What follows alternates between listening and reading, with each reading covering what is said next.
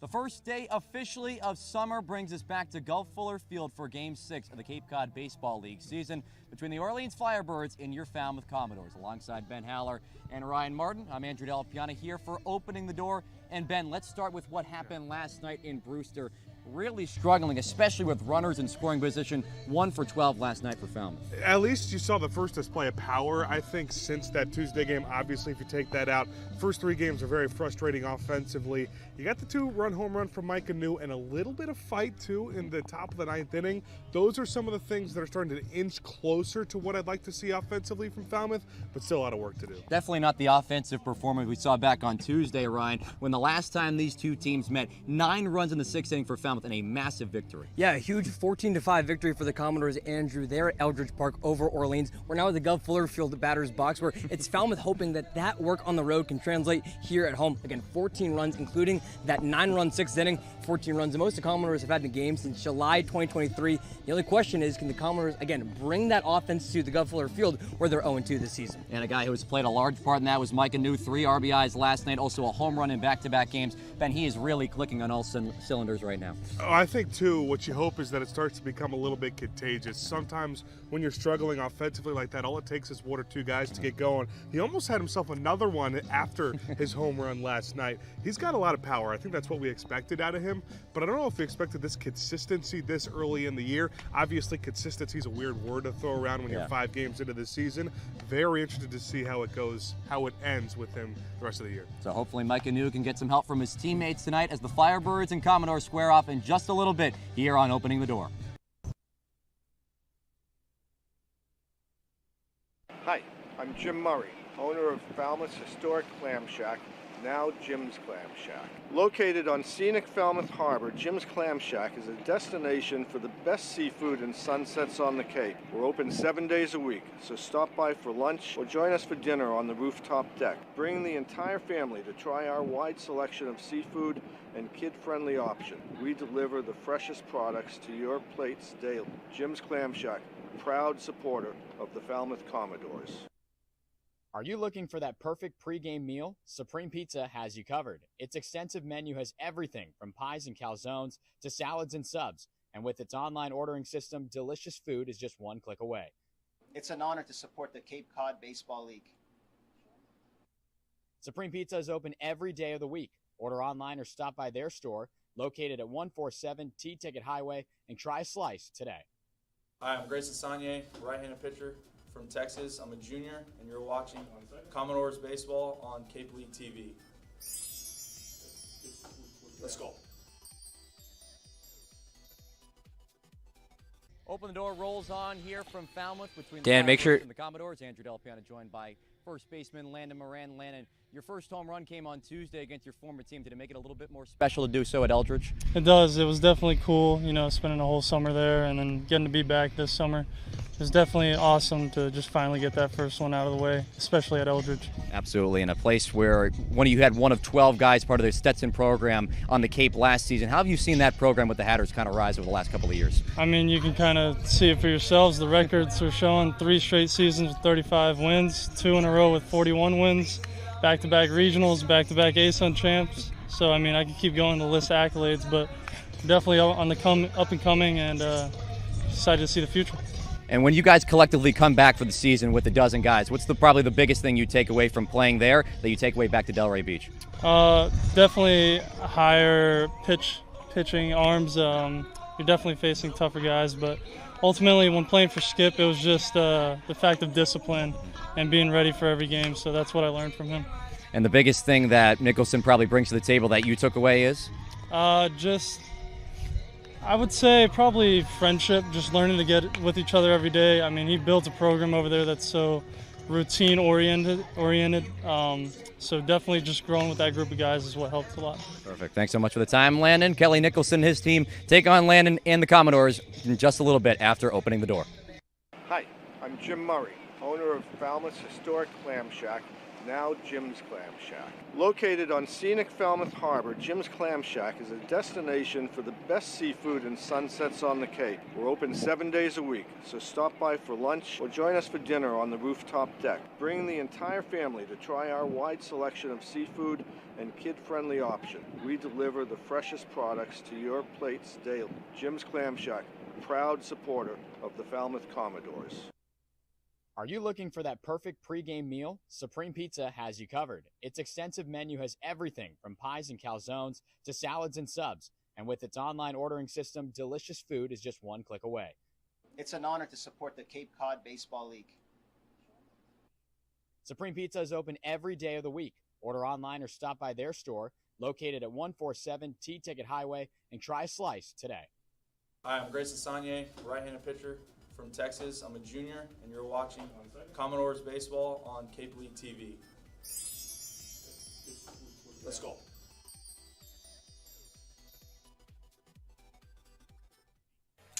It's our first Red Shirt Friday here in the 2025 Cape Cod Baseball League season in Falmouth, Massachusetts. Gov Fuller Field. The Falmouth Commodores, for the second time this year, will take on the Orleans Firebirds for the first time here at home. Ben Haller alongside Ryan Martin. Andrew Delapiana is the third member of our crew. Ryan, this is a matchup that gave Falmouth a little bit of confidence in that big 14-5 win against these Firebirds on Tuesday. Ben, I'd call a little bit of confidence an understatement. A 14-5 win for Falmouth at Orleans. And remember, that was an offense that was struggling. In the first 3 games of the season, Falmouth didn't produce an extra base hit. Then you go to Eldridge Park this past Tuesday. You put up 14 runs, the most that Falmouth has scored since late July 2023. Plenty of extra base hits there. We had the 4 home runs, including 2 from Barrett Harrison, who will be today's starting designated hitter. So wondering if that power that we saw all the way in the East Division can now carry back over to Gov Fuller Field, where the Commodores are 0-2 to start this campaign.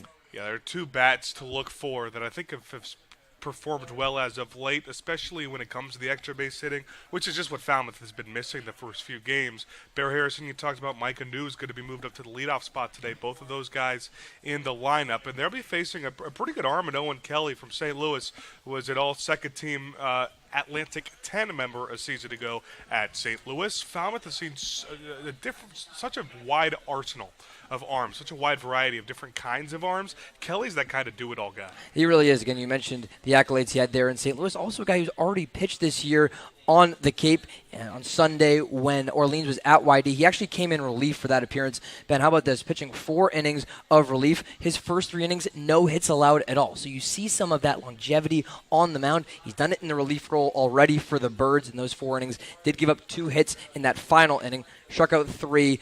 Didn't allow an earned run and walked just 1 in that appearance. Question is, now that he's a starting guy on the road for the second time this season, we'll see if he can go from being that bullpen spot, which is something that he did consistently at St. Louis, to now doing it as a starter here today for Orleans. Falmouth has yet to pick up their first win here at home on this young year. This is game number 3 of the season at Gov Fuller Field, a place they were very good at home a season ago. They were 12-8 despite the sub-500 overall record.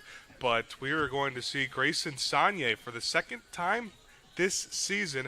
Had a pretty good start on Sunday against Brewster, and I'm excited to see what he could do today. Yeah, you see the battery pairing right there on screen with the transfer portal catcher and Mark Quattrani. Saunier had a really good first appearance. He was the home opener starter against Brewster the other day. That was a game in which the Whitecaps ended up winning. The Whitecaps that we just saw yesterday in Brewster, 5-0 to start this year. That was a team, though, that looked like it would give Brewster its first loss of the year until the top of the 9th inning. The Whitecaps happened. It was because of a good start of Saunier that they were in that position. They needed a comeback. We'll see what Saunier has in his second start on the Cape. Falmouth's been solid in the first half of games this season. We'll see if they can finish something out today.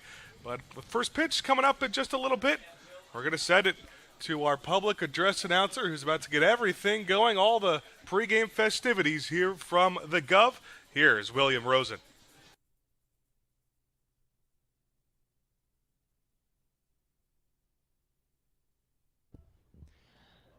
Good evening, ladies and gentlemen, and welcome to Arnie Allen Diamond at Gov Fuller Field for tonight's Falmouth Friday Cape Cod Baseball League matchup featuring the visiting Orleans Firebirds. and your Falmouth Commodores.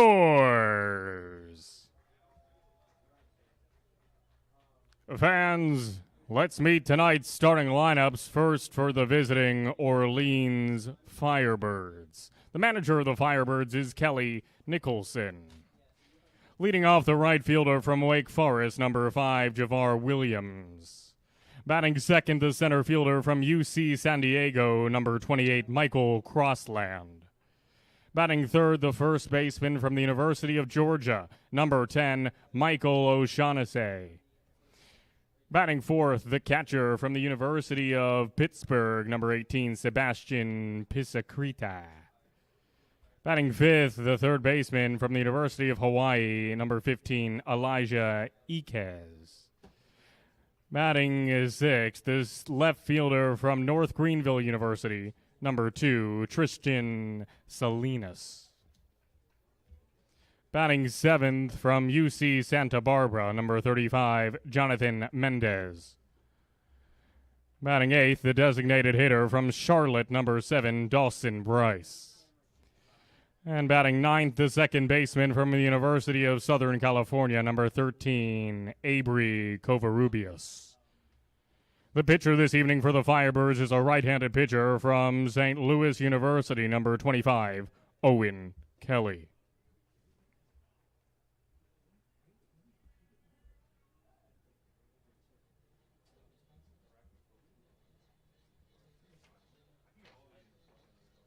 And now, it's time to meet your Falmouth Commodores.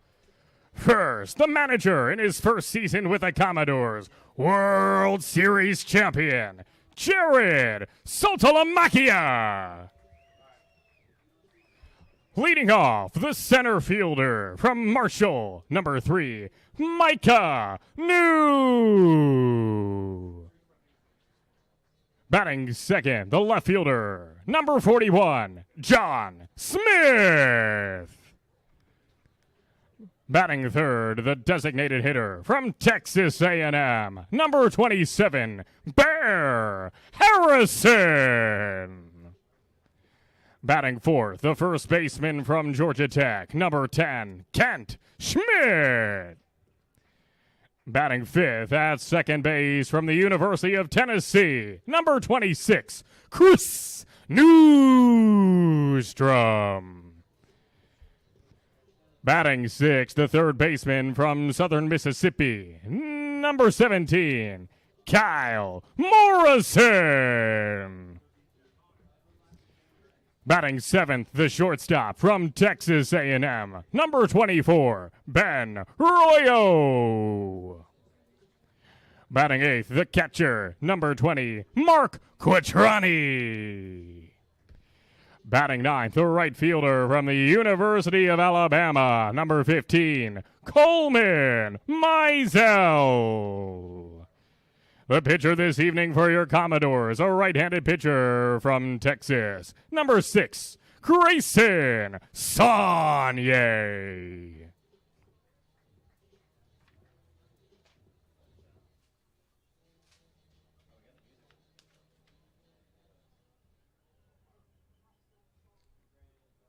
Fans, tonight we would like to welcome the Commodores Community Group, which is tonight, Wacoit Congregational Church.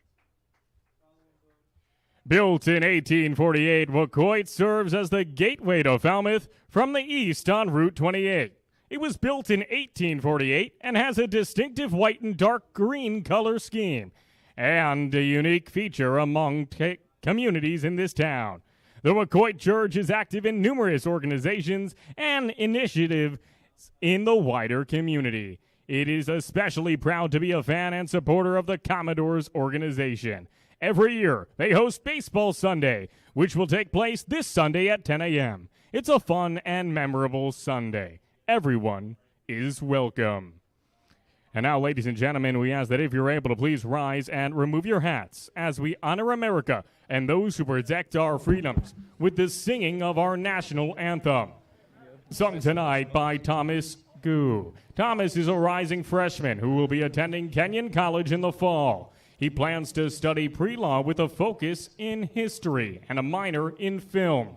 When he's not working at the Katamet Fish Market, he is an avid reader and writer, as well as a lover of movies and music. Thomas, whenever you're ready. Oh, say, can you see by the dawn's early light what so proudly we hailed at the twilight's last gleaming, whose broad stripes and bright stars through the perilous fight o'er the ramparts we watched were so gallantly streaming, and the rocket's red glare, the bombs bursting in air, gave proof through the night that our flag was still there. Oh, say does that star-spangled banner yet wave o'er the land of the free and the home of the brave?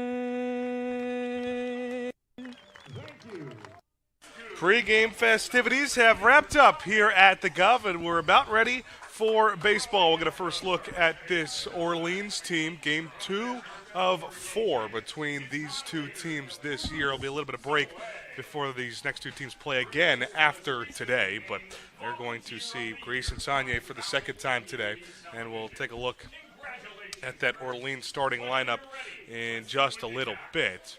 But Ryan, Javar Williams and Michael Crossland at the top of the lineup. It's a lineup that hasn't had a ton of success to start the year, kind of similar to Falmouth. Exactly, but I think the name that's had the most success is the name right after those two that you just mentioned. Michael O'Shaughnessy, who just transferred over to Georgia for the coming year. You saw what he did against Falmouth on Tuesday, 2 for 5, had the double. Was the only bird with multiple hits in that win versus Falmouth. Question is, how does he respond after an 0 for 3 performance at YD yesterday with 3 strikeouts? Top to bottom is a lineup that has changed a decent amount game by game. We've seen a lot of opponents Falmouth play this year, but they haven't changed the lineup too much, kind of a consistent starting lineup. Falmouth's is different as well game by game. Starting to see some guys get that consistent playing time, consistent starts, though. But here is a look at Grayson Sagne, the rising senior from Memphis, Tennessee, for his second start of the summer. Started his college career mostly as a starter. He got a total of 22 starts in his first 2 years in Oxford, Mississippi with Ole Miss before he moved into more of a relief pitcher role last season in Austin, Texas.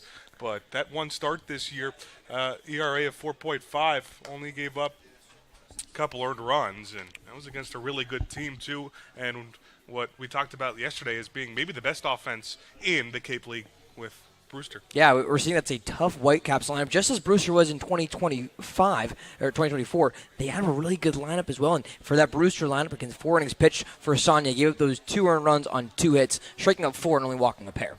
Weather's getting warmer and warmer as we move on. Andrew Delapiana mentioned it's the first day of summer here, everywhere. But 76 degrees are going to be at first pitch, and it feels like exactly the same at 76. Not a ton of wind. Wind was blowing out yesterday.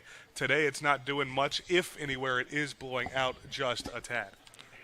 Yeah, those birds are going to need some sunscreen up there as well. That UV hitting 8, 9 today. It's going down to about 5 or 6 by game time, but beautiful look there at Gov Fuller Field. And what's been a beautiful Friday, hopefully looking like a beautiful weekend into next week. Yeah. We're due for some of that after a lot of gray clouds and rain over the first couple of weeks here in June. This is a stretch for Falmouth, too. They're playing a lot of interdivision matchups to start the year. Game number 6 of the season for them, a 2-3 record, and all 6 of them have come against teams in the East Division. They'll play their first West Division team tomorrow when they travel up to Wareham. But Sagne getting ready to face Javar Williams, who will step in the batter's box in a second. Umpires for today's game, Jeff Kinney is behind the plate. George Stransky at first base, and Pablo Bustamante at third. And Ryan, we kind of talked about it, the first Red Shirt Friday of the season, so Don't get confused on air. It is Falmouth wearing the red uniforms. I know typically they're white at home, black on the road. Orleans, the road team, going to be wearing white today, and you see Javar Williams step up to the plate. It's a really great initiative that is sponsored and provided by the Cape Cod Baseball League, meant to honor and recognize military members as well as first responders. Every home team across the league, all 5 of them, wearing these same Cape Cod red shirts for Red Shirt Friday, and we'll have the hero of the game honored midway through the 4th inning.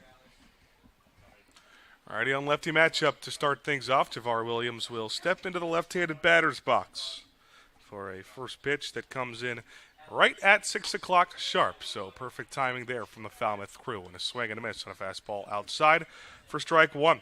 Talked about the 4.5 ERA for Sonye. Here's Javar Williams, just 8 official at-bats for him through the first 5 games. He does have a couple of base hits in him.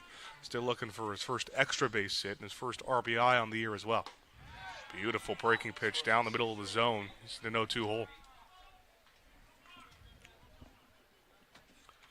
Sonye only 1 start this spring at Texas, had a total of 12 appearances. He ended up eating about 26 2/3 innings in the SEC. That one's fell back to the net. Williams, a really interesting product as well, from Dartmouth, Massachusetts. Ben, that's only about 45 minutes north of here. Local kid who grew up around the Cape and used that to go all the way to Wake Forest, where he's been showing his skills now over the last 2 seasons. Well, we talked about it too. It was Antonio Morales, who was also from Massachusetts, who so they recruit a lot of Northeast guys down to Wake. And Winston-Salem called strike 3 at a beautiful first at bat for Grayson Sonye. Javar Williams knew it. That's a backwards K to start things off. Just a great pitch there from Sonye. Again, he's got the 4 pitches at his disposal: fastball, cutter, slider, and changeup that he uses well there. And that one, you saw the slider coming in at about 81. Take a look at the defensive alignment today for Falmouth. A different lineup every single game so far through the first 6 for the Commodores. Now the 2-hitter, Michael Crossland, will take a pitch outside for ball 1. Just a 182 batting average, about 15 at-bats to start for the center fielder. Rising junior comes about as far as you possibly could to the Cape from Seattle, Washington. Big swing and a miss on a fastball up at the zone. But he was a Big West first-team member a year ago with UC San Diego. He was 3rd in the Big West in OPS. Basically every category you looked at was one of the best hitters in the Big West. And he led the conference in home runs as well with 15 of them. And an awkward swing, had a nice breaking ball, and it froze him up. And Sonye is up at another count. Crossing coming from Washington, as you mentioned, his teammate in the 5 spot today, Elijah Ike, is always making that far trek from Hawaii to be here on the Cape Cod. Sonye comes up with a breaking ball bit outside of the zone. That only start for him this year came against Texas State in a midweek game. He was able to go 3 innings. That wasn't his longest appearance, though. Talk about him not getting a ton of starts, but there were some appearances where he went starter length just in relief. He had a 5 1/3 inning appearance against Florida, and another called strike 3, this time bottom part of the zone. So a couple of strikeouts both looking, and Sonye's off to a nice start at the top of the first. Yeah, you remember that home opening start against the Whitecaps? It was 4 strikeouts over 4 innings pitched. Now through 2 batters faced, Sonye is already at half of those totals, and you see Crossland go back towards the dugout, tell the on-deck batter there and Sebastian Pisacredo what Sonye's thrown, because now Sonye has sat down both Williams and Crossland on strikes. Now it's the big lefty with a lot of power, Michael O'Shaughnessy. 17 home runs for Davidson a year ago, and in first pitch swinging. Slow grounder, no problem for Newstrom. He throws it on to first for the 3rd out. So a couple of Ks and a 1-pitch ground out for Grayson Sonye. A nice start to the day for the Texas Longhorn. We'll see the Commodores hit on the other end of this break on Cape League TV. Hi, my name is Matt Burgess, General Manager here at Falmouth Country Club. We have a unique 27-hole public golf course with a beautiful layout that is family-oriented. Kids play free here at Falmouth Country Club. Getting on the course is quick and easy with our app. You can book tee times, get yardages with GPS, use our interactive scorecard, track your stats, and receive exclusive in-app offers. Falmouth Country Club is a true Cape Cod classic and a local family favorite. See you on the course.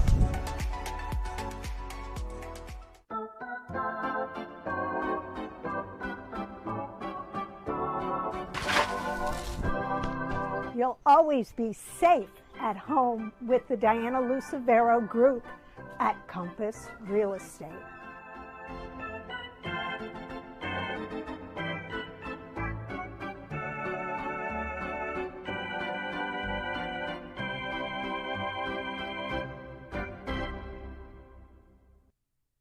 I'm Adrian Lopez. I'm an infielder from the University of Southern California, and you're watching Commodore Baseball on Cape League TV.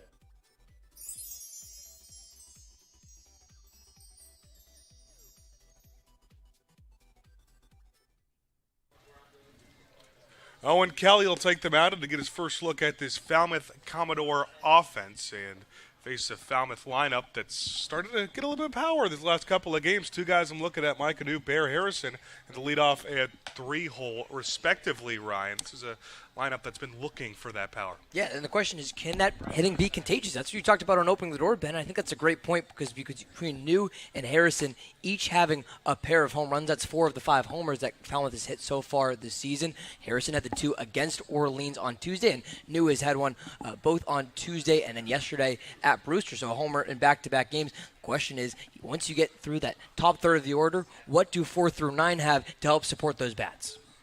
Mike Anu almost had himself another one as well. But here's Owen Kelly, the rising junior, a St. Louis Billiken in the Atlantic 10 Conference, yet to give up a run so far for him. Low 90s fastball. It doesn't have a ton of velocity on the heater, but he does have a pretty good pitch mix. A lot of breaking balls in there. He'll throw a pretty good slider as well. Just 4 innings in his first appearance for him. Seems to be a common theme for all those effective starters, at least, not just for the Commodores, not just for the Firebirds, but for any team in the Cape the first week of the season, really. And can be a little more specific, too, than what we talked about in the open. He was that Friday night starter for St. Louis as well, all A-10 second-team selection for the Billikens. And that was a step up that he took from freshman to sophomore year. That first year in St. Louis was really more of a relief role. And here's Mike Anu, the first start for him in the leadoff spot this season. Gets a called strike right at the knees.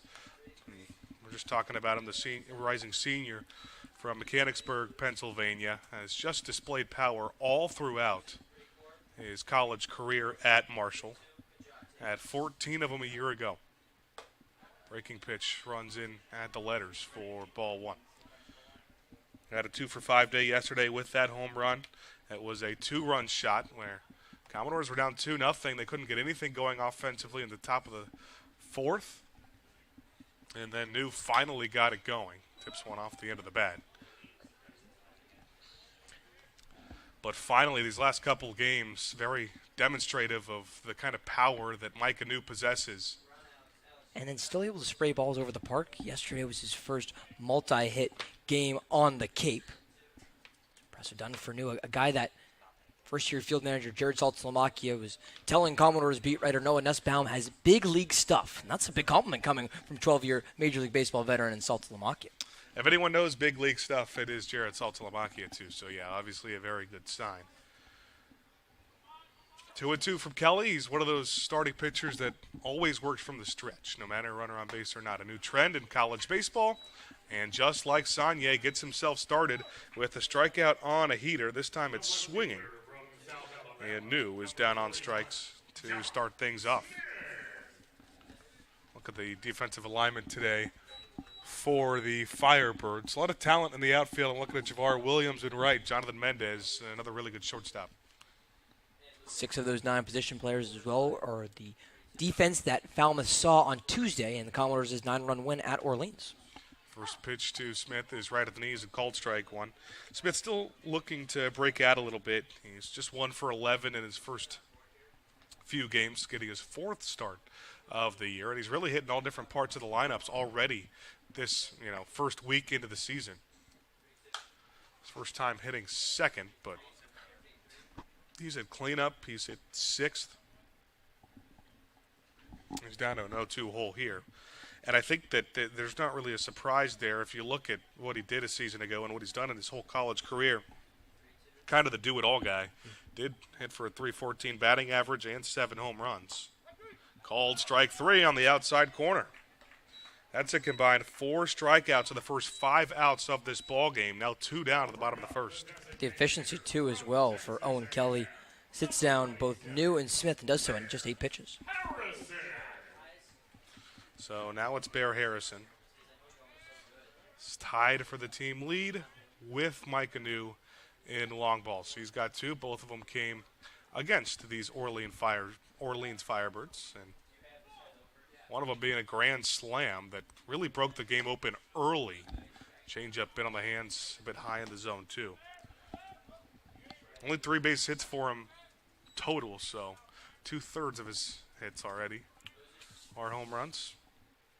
And we were talking before the game about how interesting a park Eldridge Park is there in Orleans. It's so shallow on the corners and then really deep into center field. What I was most impressed by, the righty Swing Morrison. His first one got sent way into right field, and then he went it was opposite field, and then a couple at bats later, he sends it over the left field wall, showing power to all parts of the field. Breaking pitch tipped into the mitt, so even 1-1 count for Harrison. This one jammed off the end of the bat, through the shift to the right side. A long run for Covarrubias. Late throw, but in time.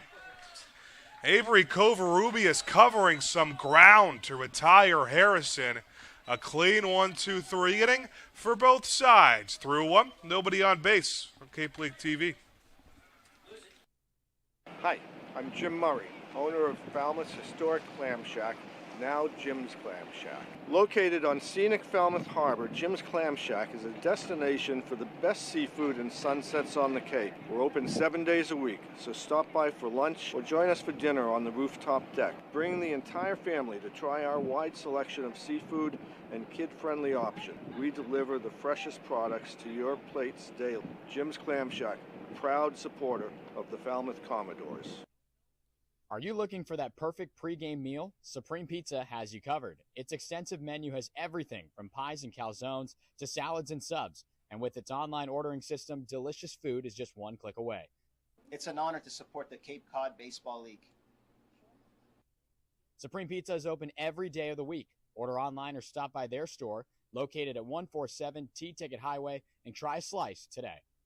Hi, I'm Grayson Sagne, right-handed pitcher from Texas. I'm a junior, and you're watching Commodores Baseball on Cape League TV. Let's go.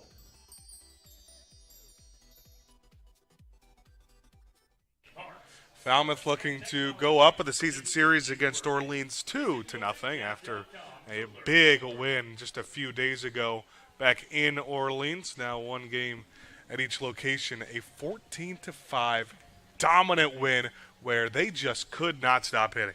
You see this home run from Harrison, that's what I'm talking about, into left field, a 9-run 6th inning. The bullpen loves it there at Eldridge. Fun setup there that we mentioned again. 9 runs in the 6th inning, most in an inning, and then those 14 runs in the whole game is the most the Commodores have had since late July 2023, included these free passes. You saw there the walk, a full count issue to Micah New, brings in another one for the Commodores, and then just getting runs all these different ways. It's really well done there by Falmouth, and a big reason why that win, it does feel like sparked something for the Commodores. The question is, after Fenway Day and the loss to Brewster, can this Commodores team get it back? Always nice to have a win like that where you do it in all kinds of different ways. I mean, sacrifice flies, scoring on walks, obviously some long balls. Now it's the cleanup man, Sebastian Pisacreta. Scorecard identical so far on both sides. A couple of strikeouts and a 4-3 putout to start the first inning. So that one's punched just over the head of Ken Schmidt. He'll get down at shallow right for the first base runner of the day. It's a leadoff single for the Orleans catcher, Pisacreta. Pisacreta didn't even let you finish saying how it was right. Retired in order first inning for both teams before he gets that little blooper over the first baseman Ken Schmidt's head. Now it's Elijah Iquez, the 5-hitter for this Orleans team. Had one of the only RBIs in yesterday's game for the Firebirds against the Red Sox. They fell 4-2 to YD. Thought about a first pitch swing, fastball top of the zone. Iquez drafted out of high school in that 19th round before deciding to wait on the MLB a little bit, go to college, try to get a better draft stock. was picked by the Rangers in the 19th round. Slow grounder up the middle, hits off the mound, but picked up at short by Royo. Steps on the mound. Throw takes him off the bag, but a nice tag from Ken Schmidt. Good patience from Ben Royo at second. Times it perfectly, and Schmidt cleans it up at first base. It's a nice 6-3 double play. Yeah, we're still in June baseball right now, but between that play and the awareness by Royo to touch second, get it over to first with Kent Schmidt, and then get that tag. You think that's early August baseball between those two teams, two guys who seem to have some chemistry. Really well done there. That play was smoother and sweeter than an airhead. 2 outs, nobody on base, and Tristan Salinas, the junior from Boone, North Carolina. An airhead, is it the sweetest candy you could think of? I think it's pretty sweet. I don't like them because they're too sweet. Yeah? Okay. I think of like tart. No, maybe that's not the right word. Nonetheless, righty on lefty matchup. 1-0 matchup. Salinas hits it hard down the right field line. That'll send Smith towards the pole and just foul. Almost hit some fans over the right field fence. That was a close call near the Falmouth clubhouse. Usually you're not expecting a ball that deep, but just a little early there from Salinas.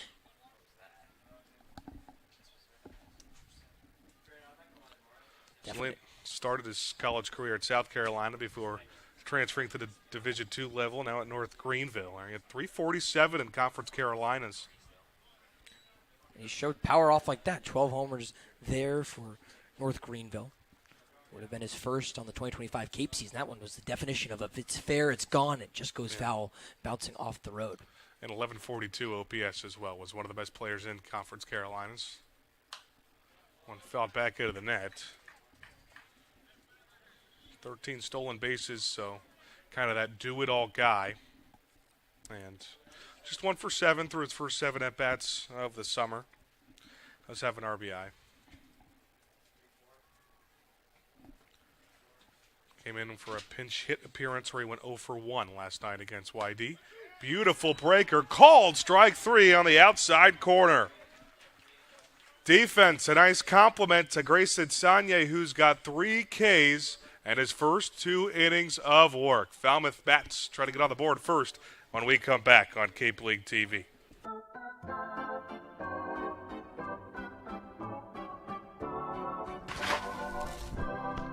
You'll always be safe at home with the Diana Lucevero Group at Compass Real Estate.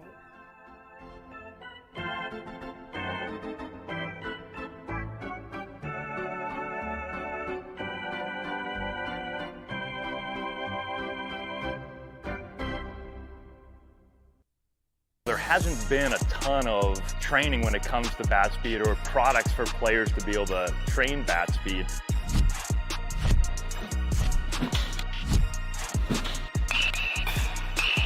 You can improve your bat speed and reach your goals working 10 to 15 minutes a day on this a couple of times a week. That's a no-brainer for every player. If you can dream it, if you can cruise in it, if you can summer in it, fish from it, or take it for a day at the beach, we can protect it. The Baldwin Group, protecting the possible. What's up? I'm Kent Schmidt, first base from Georgia Tech, and you're watching Cape League TV.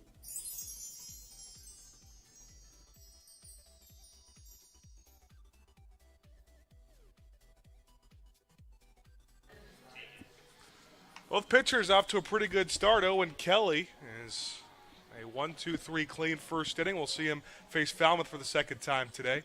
And the third game at Gov Fuller Field, third time with a pretty good crowd to start the year. Yeah, the first Redshirt Friday of the year. It always brings in those Cape Cod visitors. This one, it's still June, but it's good as ever for a crowd as well. It's night at the ballpark. It'll be the middle of this Falmouth lineup. Again, wearing those red jerseys. It's Redshirt Friday. It does not say Falmouth. It's Cape Cod across the chest. So the cleanup man for the Commodores, Kent Schmidt, takes a first pitch strike right down the middle to make it 0-1. Some of those stories for Redshirt Friday around the league are always so awesome. The Commodores last year for about 2.5 weeks had Air Force outfielder Chase Spencer serving our country, but also playing baseball for Air Force. So he was here until he had to go back to Air Force. Those guys can only be down on the Cape or any summer league for a few weeks before they have to report back. Some of the stories Jace had were awesome, and his love for baseball was so paramount as well. Always so many great stories about, playing athletics at those military academies and how much extra's involved. As our Noah Nussbaum, our beat writer, mentioned, Paul Skeens spent a couple of seasons at Air Force before transferring to LSU, and I think he's playing professional baseball now. Maybe made it. I've heard he's a decent pitcher. Yeah, maybe having an humble all right beginnings season. from Spillane Field with the Wareham Gatemen as well here in the West Division. 1-2 pitch off the end of the bat, sent into left, and a long run and a nice dive for Salinas. And he makes the play on a knee. Ken Schmidt makes decent contact, but that's one down in the top of the second. So just 4 innings in the first start for Owen Kelly. So interested to see how far he can go today. Something interesting about him, he gave a lot of innings to St. Louis this year. 12 appearances with 5+ innings pitched. In today's day and age of college baseball, that is really rare. I mean, you look at all the 6-inning appearances. He had a nice stretch where back-to-back appearances with 6 2/3 against VCU, and a nice 6-inning appearance against Richmond where he only gave up 3 runs. Something personal against those Spiders. Maybe a bit of arachnophobia too, possibly. I see, yeah. Check swing, and they're going to say that he did go around for the 5-hitter Chris Newstrom, the Tennessee Volunteer. He's playing second base today for the first time this summer. He can play all different kinds of positions. We've seen him play short. We've seen him play the outfield. Pops one sky high behind the plate. Pisacreta throws his helmet, and he'll grab it in the dirt for out number 2. I didn't even see the ball. I spoke to the pitcher. From Southern Mississippi, For the Commodores, that's now 5 batters. 2 have just put balls in play between ground out to second by Bear Harrison to end the first, in that lineup that we saw a really nice catch by Salinas to begin the second inning. Now it's Kyle Morrison, rising senior. Played South Alabama, now transferring to Southern Miss, staying in the Sun Belt Conference. Strike off the plate, called ball 1. I find it interesting. We can talk about this with so many different guys. Obviously, Morrison will be heading to Hattiesburg. We've also talked about this with Bull Mizell later down in the lineup, who's played at Southern Miss in the regional last couple of years. So many people from different backgrounds rave about how great of an atmosphere it is. They want a hard grounder right at Mendez, picks it up on a knee, and a nice throw across the diamond for the third out. 12 up, 12 down combined in these first 2 innings for both sides. Both Owen Kelly and Grayson Sagne cruising as we head to the third on Cape League TV.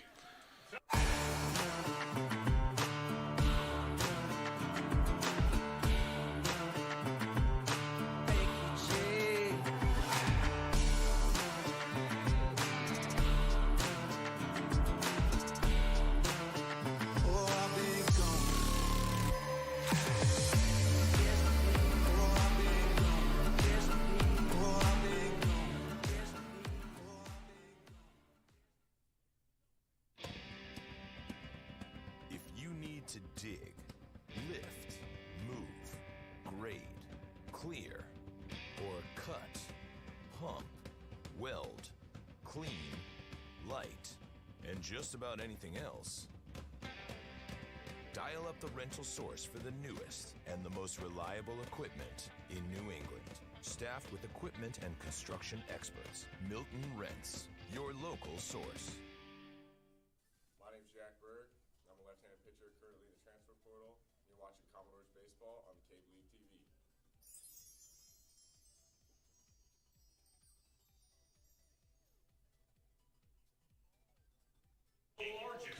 2-3 start to the year for the Falmouth Commodores, taking on the 2-3 Orleans Firebirds. Some trends for both sides.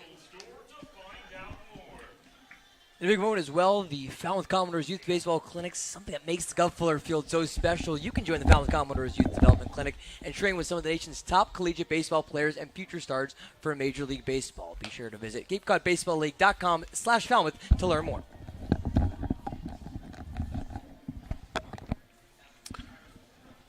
Trends for both sides, too, in their 2-3 starts. Orleans started 2-0, and they're now on a 3-game losing streak.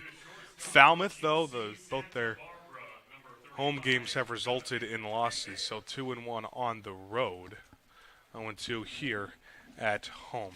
And the bottom third of the lineup with Jonathan Mendez stepping up to the plate. Orleans has the only base runner so far, but that was quickly eliminated by a double play when Elijah Iquez was up at the plate. First pitch to Mendez, foul tipped into the dirt.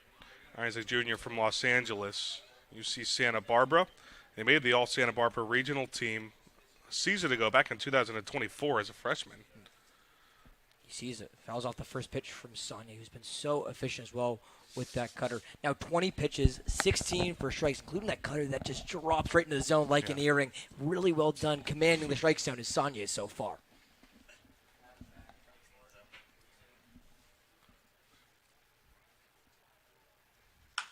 This one's hit into deep center. New getting a good read on it. Decent amount in front of the track, and will haul it in for the first out of this third inning. I think that efficiency has been the story for a lot of these Falmouth pitchers so far, specifically those starters.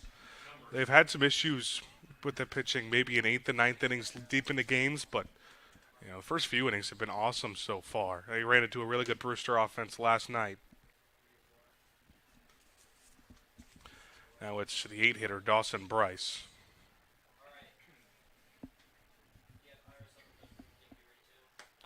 Big swing and a miss on a cutter outside and in the dirt to make it 0-1. Uses that cutter decent amount too, 25% of the time. That's pretty high compared to a lot of other SEC arms. That's something that SEC hitters aren't seeing a whole lot of.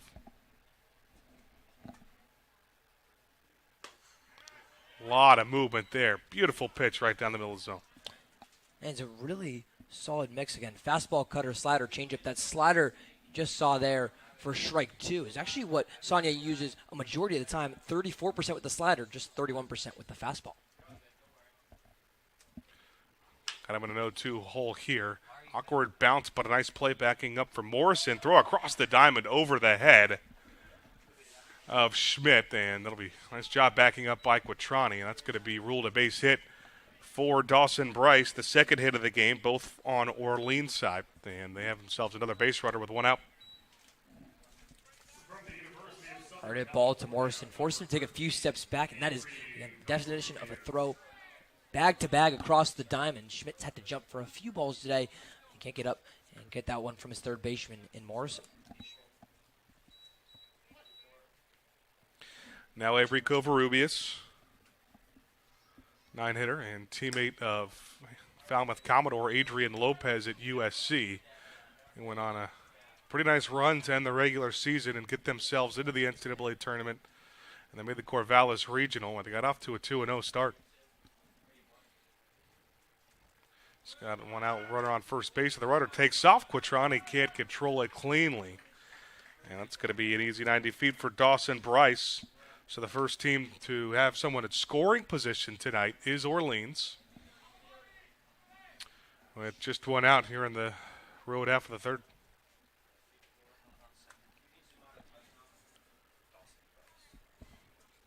Covarrubias, part of that All-Big Ten third team, hits one hard into left. Mizell going back. He's at the track looking up, but he's got it in front of the wall for the second out. Boy, by the way that Mizell turned immediately, it looked like it was hit a bit deeper than it was. Excuse me, John Smith had left. For Covarrubias, that one might have actually was going to hit off the Falmouth road race signage at the bottom of the Gov Fuller Field scoreboard. You're right, that was great contact off the bat by the second baseman in Covarrubias. But just dropped there again. No warning track at Gov Fuller Field here.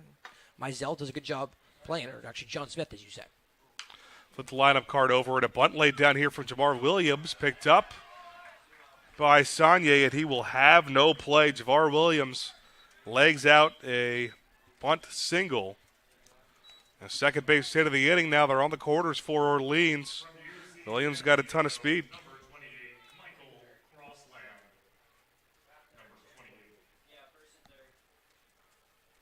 Sonia had a few innings like this against Brewster in that home opening start, which runners were on base, got out of it really well done, though, by the Longhorn. This is the real first pressure on the base paths for the Birds. First pitch, Crossland, fastball up and a bit out of the zone. Crossland 0 for 1 today with that strikeout looking. That's when Saunier got this game started with a couple of nice strikeouts, both backwards Ks to Williams and Crossland. Just hitting 182 on the young season going in, and runner takes off again. The ball's in the dirt, so no throw down from Quattrani. 2 in scoring position now for Orleans.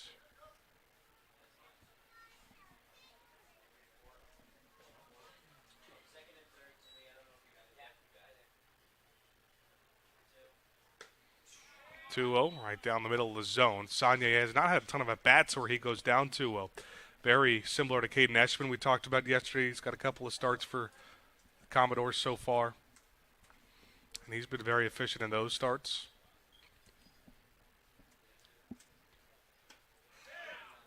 Beautiful pitch, bottom part of the zone. So Saunier's a strike away from getting out of this inning unscathed.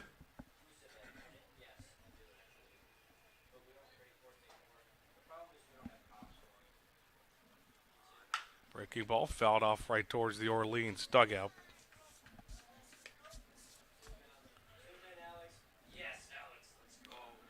Crossland talked about the great start or great season that he had last year for UC San Diego. Go back to his freshman year as well. He had 45 starts before a season-ending injury in late April. He was second on the team in hits. Not hits per game, hits total, even though he missed a decent amount of time and was a freshman. Just showed the kind of impact he made immediately. That one swung on, hit hard into left, and that's going to fall in for a base hit. Bryce is in to score. Wave rounds on for Williams, too. It's an RBI single and a 2-0 lead for Michael Crossland, and the Firebirds are on top. Falmouth scored first the first time these two teams played. Now Firebirds return the favor. Good piece off the end of the bat for the UC San Diego product in Crossland. And the Triton has really struggled so far recently, but just gets the piece at the end of the bat that will bring home Bryce and Williams. His first hit in the last 3 games, Ben. He was 0 for his last 7 with 4 strikeouts. Fastball called strike right at the letters for now the 3-hitter Michael O'Shaughnessy, and maybe the most dangerous hitter in this Orleans lineup. He's 0 for 1 today, though, with the ground out to second. Now 0 for 4 in his last 4 at-bats going back to yesterday, but he did walk a couple of times.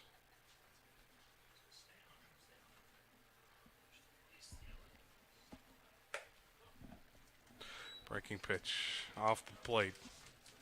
You could tell now, too, Saunier taking his time a little bit more ever since he started by running into some trouble on the base paths.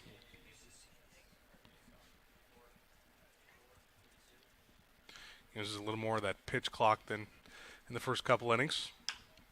This one jammed on the handle and kind of in a no man's land down the third base line of foul. Still attacking the strike zone, Ben. Again, that's what you'll do when it's the hits parade right now for the Firebirds. They're up to 3 singles so far in this half inning. 38 pitches, 28 have gone for strikes for the Texas Longhorn and Saunier. You're right, hasn't gotten behind in too many counts. No. Wonder if he works with his battery mate Quattrani to try and widen the zone and toss a couple more bullets if it means working it out a bit.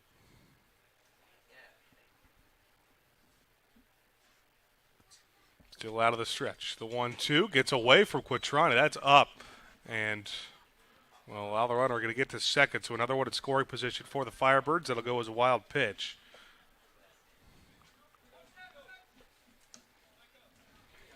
This was a big spot for O'Shaughnessy, rising senior from Del Mar, New York. Started all 56 games for Davidson in the A-10. A lot of A-10 talent on this Orleans team.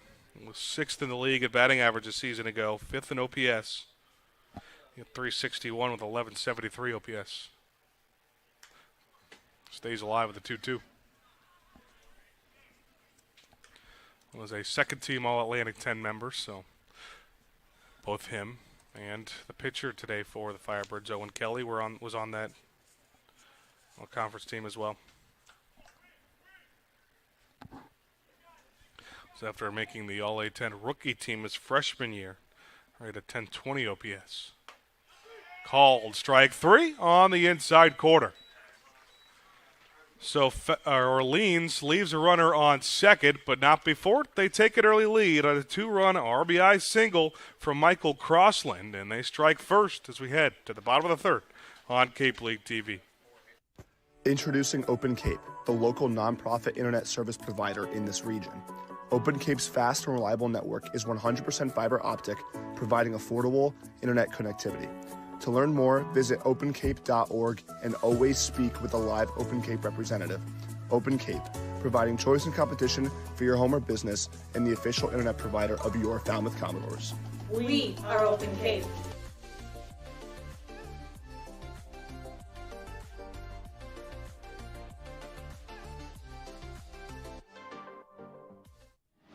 Cape Cod 5 is proud to be the official banking partner of the Cape Cod Baseball League. Cape Cod 5 offers a broad range of financial products and services tailored for every stage in your financial journey. Reach out to us. We're here to help. Here at the Mass State Lottery, we're known for our monster wins. But there's no bigger win than the $1 billion we provide each year to support all 351 cities and towns in Massachusetts. In our game, we know that supporting local businesses and helping communities is how we all win. Because at the lottery, we're all playing for the home team. The Mass State Lottery.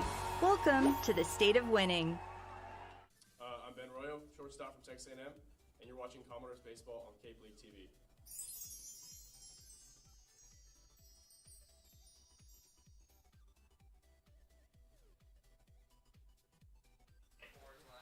Game number 6 of a new era for the Falmouth Commodores under Jared Saltalamacchia. But Orleans, they got their own pretty good skipper on the field, pretty good guy off the field. Andrew Delapiana has more. Yeah, guys, Kelly Nicholson in year 20 as the manager for Orleans, and more known as a player's coach, but also a media coach as well. Knows the Cape Cod Baseball League is known for development and getting players better, but also over 3,000 followers on Twitter as well. And a big part of that is he posted the lineup about 12 hours before. And the broadcasters as well. Apologize for some technical difficulties with that from Andrew, but I mean, what he was getting at, obviously, you've been in the league for a couple of years now, is that's a leadoff single for Ben Royo and his first base hit of this summer.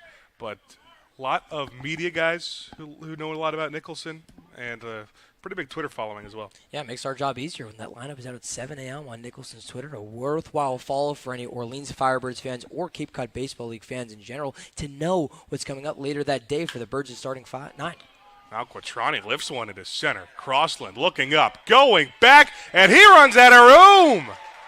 Mr. Mark Quattrani ties this game up. A 2-run shot. The catcher knocks his first home run of the 2025 summer, and it comes in a pretty big spot against the Firebirds. It's their 5th home run against the Firebirds just this week. 402 feet off the bat, 104 miles an hour. Exit velocity as well. And just an 83-mile-an-hour breaking ball from Kelly that did not fool Quattrani. You could hear the crack up here that onomatopoeia struck through Gov Fuller Field, ties this game up at 2. And between Baird Harrison and now Mark Quattrani, something special about these catchers' bats under 12-year Major League Baseball catcher Jared Saltalamacchia. Now this is a big start to the bottom of the 3rd inning, too, because two guys who are still looking to find their footing a little bit this summer, Ben Royo and Mark Quattrani. Royo gets his first base hit. Quattrani his first extra base hit of the year. One fouled off into the net.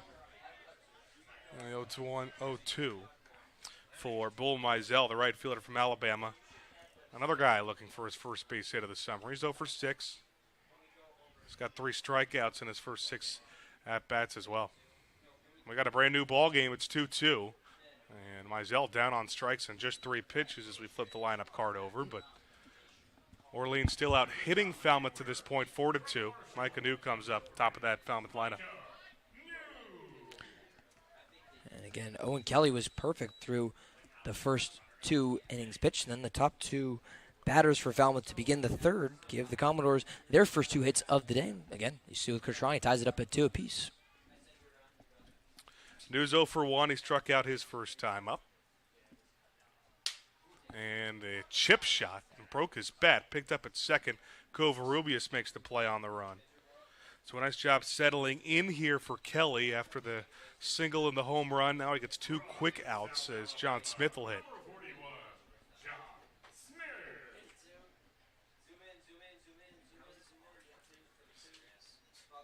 Kelly is still, despite those 2 runs, working pretty efficiently as well.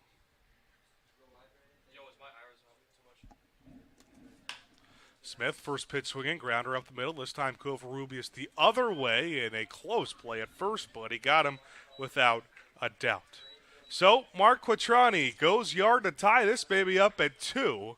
Kelly sits him down in order after that, but a brand new ball game coming up at Falmouth, the third of the way through here on Cape League TV.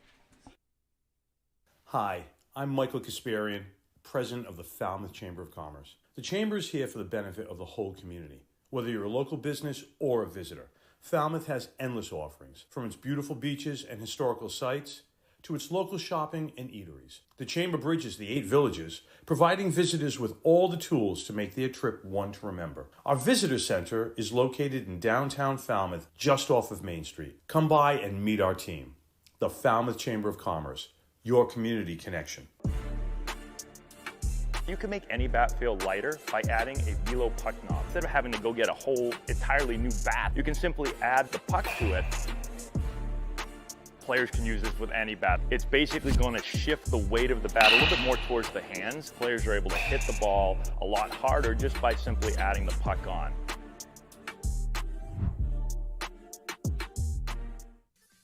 I'm Michael Gillen, right-handed pitcher from Clemson, and you're watching Commodore Baseball on Cape League TV.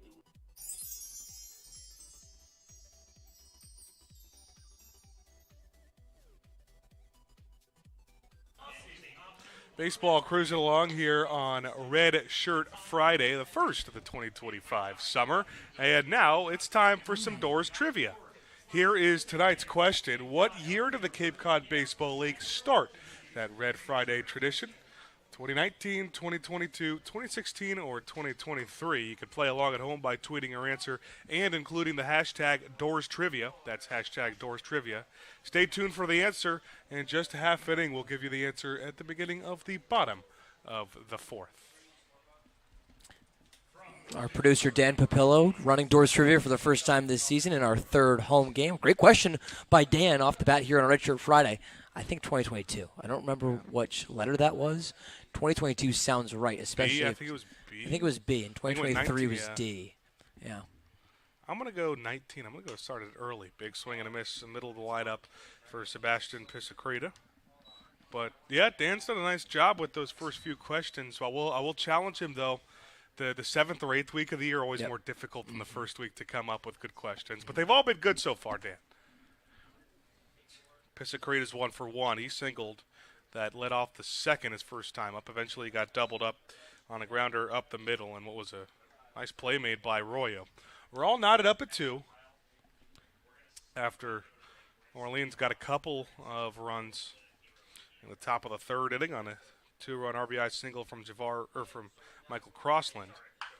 This one's hit hard into left. A long run up for Smith, and it drops in front of him.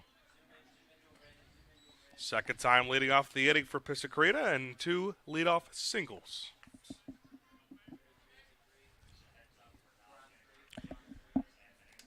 Good piece of contact again there by Sebastian Pisacreta. The Pittsburgh Panther has been really well done to get it into shallow left field as he did earlier in this game, happening in the 2nd inning. A guy who was a tough out for Falmouth as well on Tuesday.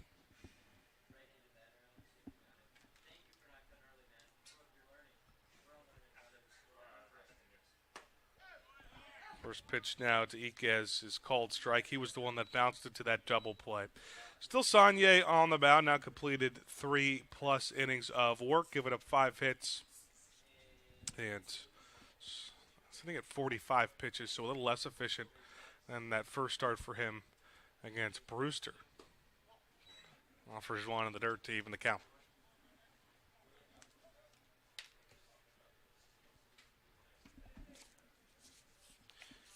Iquez going into his sophomore season at 303 a year ago. And the Big West at the D's called ball. Got about half his starts this season to go at shortstop, some at third base as well. So primarily a left side of the infield guy, but can play either position over there. It's 74 starts to begin his collegiate career before missing 25 due to an injury in the middle of this past season. But that first game back, multi-hit game, and he picked up right where he left off. This Big West honorable mention all-conference team his first season. And he's got a hitter's 3-1 count with a runner on first and nobody out.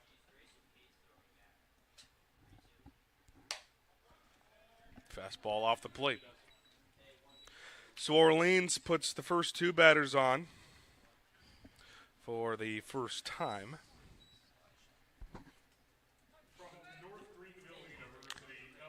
First walk we've seen issued by either team thus far today. Again, the pitching both between Owen Kelly for Orleans and Grayson Saunier on the mound today for Falmouth has been great. You see the walk issued there by Saunier leads to pitching coach in his first year, Todd Carroll, to come have a conversation alongside Quattroni. Just a meeting between him, Quattroni, and Saunier, just those three, no infield in, as there seems to be some rush to get someone warmed up in the Falmouth bullpen. There was nobody warming up until now. It looks to be a lefty right now. Don't have a number on it.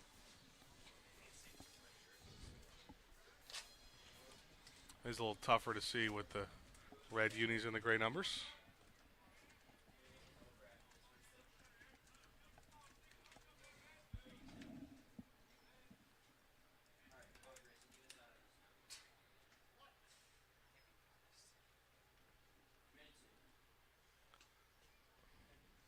Now a big opportunity to take the lead right back for Orleans. The first pitch to Tristan Salinas is low. Struck out his first time up, but made a really nice play in the field a couple of innings ago. A diving play and left. And to nobody's surprise, he's got a really good glove. Check swing. They say he didn't go around. Was third base umpire positioned at second right now. Pablo Bustamante, should say. Salinas facing off with the right-hander in Saunier and getting a name to the number in the bullpen. We wondered if we'd see him now he's activated. That's the Arizona State pitcher, Easton Barrett, one of the newest transactions for Falmouth. Looks to be like the good catch from Morrison. The southpaw coming in next after Saunier. Popped down the third base line and a jumping play made by Morrison. And a call here by Bustamante. He's going to send the runners to second and third. He's going to say that Morrison went out of play.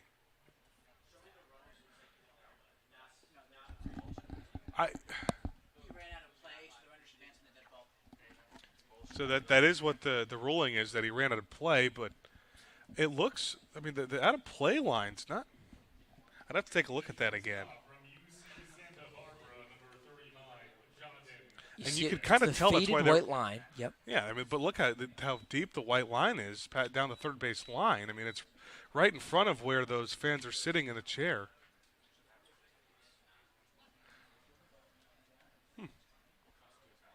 And that's why Morrison made that awkward jump once he got to the track as well. I think you could tell he was trying to stay in.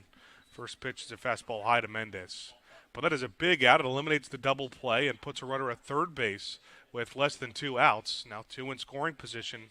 So a sacrifice situation for Firebirds to try to take the lead back. Fastball a bit below the knees, and a 2-0 start now on Mendez, who's 0 for 1 with a fly out.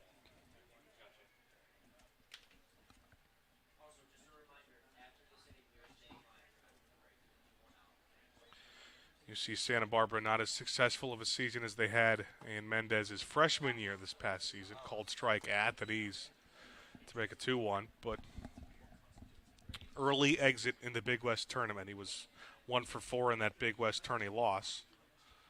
But it was a big part of the lineup. Got 54 starts at a 951 OPS, 11 home runs.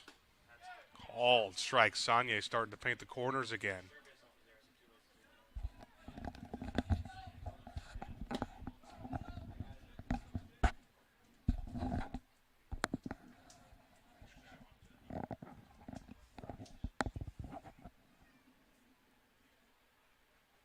Two, cut on and missed. It's in the dirt. Quattrani, a little run. He had to look to third. Just got the throw to first in time. And eventually, hindsight does it perfectly, looking the runner back to third. But that was a really close play. Yeah, it looked like on that play, Quattrani's right leg guard made it into an awkward position for his right foot. So that's why I think Quattrani was slow getting that ball down the third base line. And you add on the speed as well there by Mendez to try and hustle it out to first. That made it a really close play with the first baseman, Kent Schmidt. And so you see him readjusting some equipment. First glance looks like he's just tying a shoe, but I think it is adjusting that shin guard. So a big strikeout nonetheless for Sagne to keep the runners put. That's his 5th of the game already. And he's not away from getting out of this top of the 4th. Runners on second and third with 1 out. There was runners on first and second with no out. Now it's 2 outs with both of them in scoring position. Not sure where that pitch missed. I guess broke a little late. Now on the first pitch to Dawson Bryce. Got that third inning started with a 1-out single and eventually stole second base.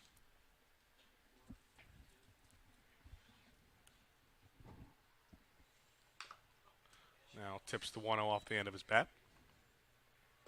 Was the NEC Rookie of the Year at Merrimack, where he started his college career before transferring to Charlotte.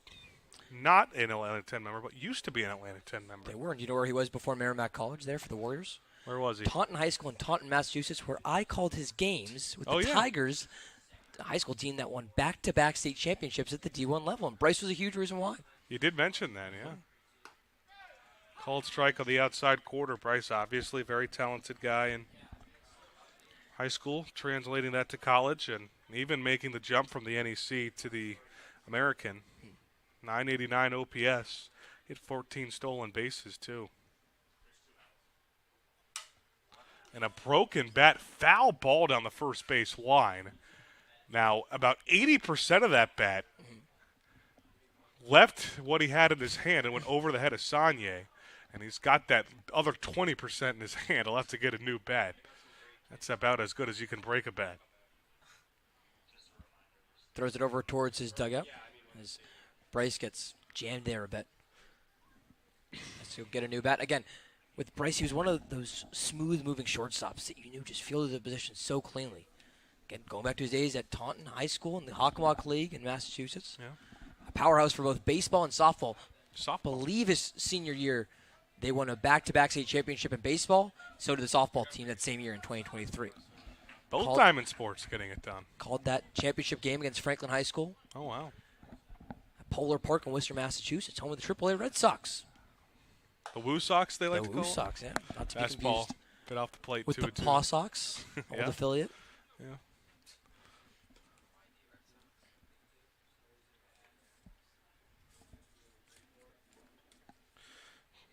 That single back in the third inning was just the second base hit of the summer for Bryce as he fouls one off of his own foot. But he does have an RBI. Struck out 9 times in those 4 times in those first 9 at bats.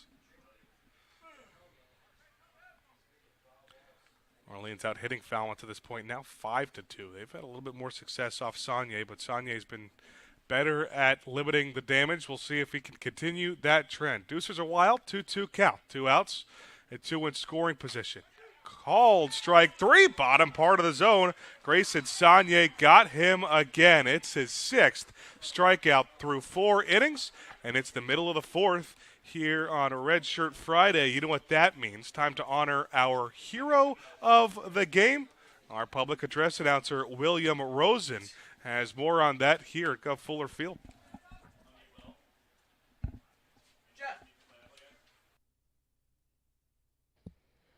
Fans, will you please rise as we honor tonight's hero of the game? Tonight's hero is David Prenga. David served in the U.S. Air Force from 1984 to 1990. He was stationed in the Netherlands, Alaska, New York, and New Hampshire. A sergeant and served on the Peace Air Force Base and was the emergency controller at Clear AFB, Alaska. He is currently retired and is the commander of the Falmouth AM Vets Post number 70 and a volunteer at the Cape and Islands Veteran Outreach Food Pantry. Thank you, David, for your sacrifice and service to our nation. Commodores President Bob Curtis will now present David a signed bat. Ladies and gentlemen, our hero, David Prenga.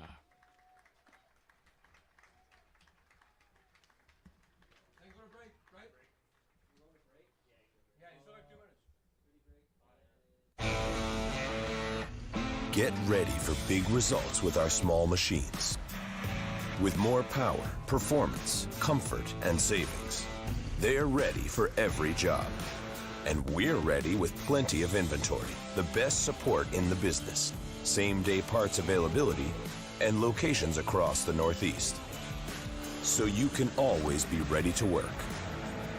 Milton Cat, always ready. Introducing Open Cape, the local nonprofit internet service provider in this region. Open Cape's fast and reliable network is 100% fiber optic, providing affordable internet connectivity.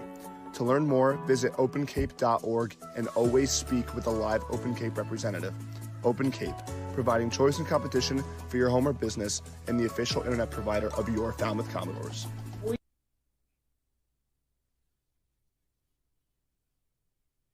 Bottom of the 4th inning, brand new ball game, 2-2 tie. Grayson Sagne able to work around a runners on second and third, 1-out situation. Now 3-4-5 with the Falmouth lineup against Owen Kelly. And the first pitch to Bear Harrison. Strike at the top of the zone.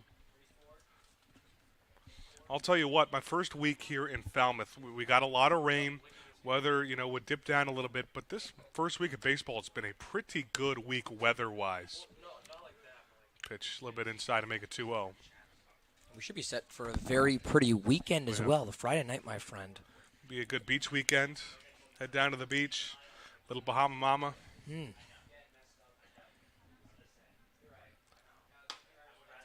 fastball almost hit Harrison, and it's a pretty good eye to start this AB. Grounded out to second base. His first time up, that concluded the first inning. Still just 3 base hits, 2 of them home runs for him. Called strike on the outside corner, kind of a get me over breaking ball that Harrison was taking all the way. And we were just mentioning the Worcester Red Sox. Newest Worcester Red Sox is Bear's older brother, Kyle, traded to the Red Sox organization as part of that Rafael Devers trade, the 3-time All-Star, heading to San Francisco. Harrison now in the same state as his younger brother, Bear. Big swing and a miss on a pitch low in the zone. A very talented family. His brother's baseball games is actually where Bear got the name Bear, too. He said, I didn't really know how he wanted us to react when he was telling us this, but just climbing trees. He said throwing mud everywhere, getting dirty. And he's going to beat out an infield single here. Nice speed from the catcher, and he's got himself his, actually they're going to call that an error out in the bobble, but 5th time he's reached base. It was Elijah Iquez who had the bobble. It went right up and straight into his hand, came down into his right, looked like almost a Savannah Bananas trick play. Iquez wasn't obviously going for that goal, but yeah. Well done by Bear Harrison, who, again, we've mentioned the power with Harrison. 2 home runs against his Firebirds team on Tuesday. How about showing off the speed to lug that one out, though? Now it's Ken Schmidt, the Georgia Tech first baseman. Fouls it off to the left side. He's played all his baseball in Georgia. He's from Marietta, started at Georgia Southern. Now he's at Georgia Tech.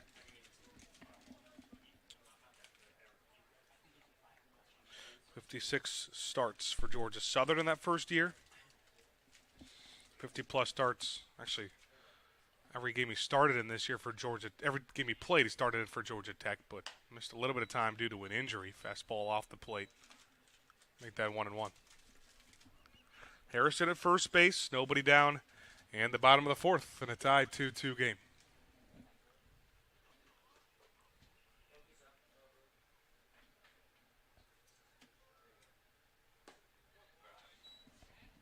One slider in the dirt.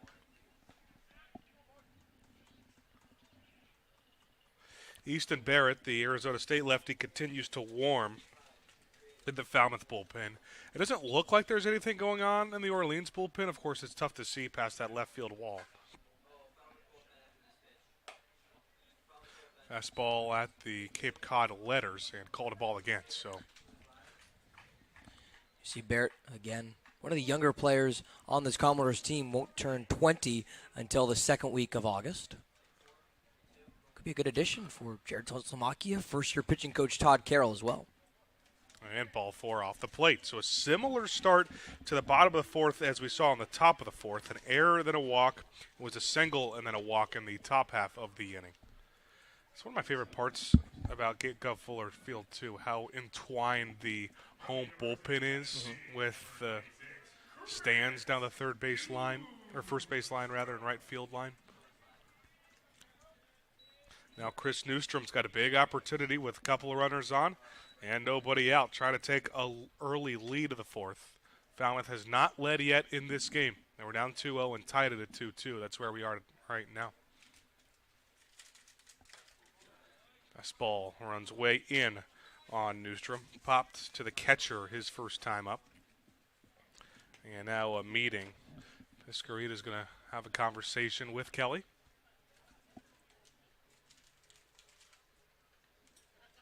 And this would maybe give time for Orleans to get somebody up and warming.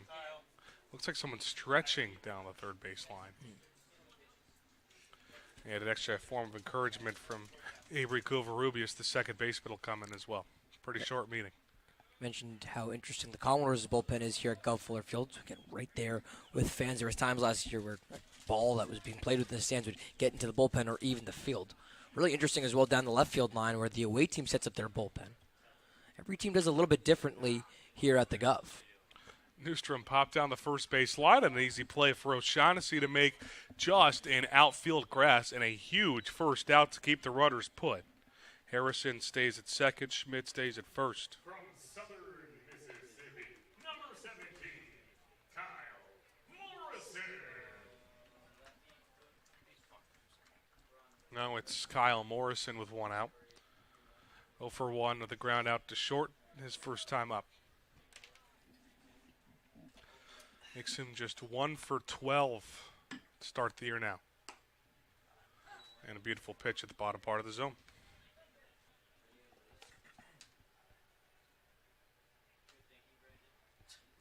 Senior from Wetumpka, Alabama. Started as a JUCO guy. Talked about transferring from South Alabama to Southern Miss, but started his college career at Shelton State. And another called strike, 0-2. He's yet to take the bat off his shoulder. Teammates with John Smith at South Alabama last year. Now Morrison going to Southern Mississippi, and it's Smith making his way to UCF. But the program Mark Calvey has there at South Alabama, the Jaguars team has been really good and produced a lot of guys who've made that jump up, as both Morrison and Smith have. Morrison fouls one down the third base line in the trees.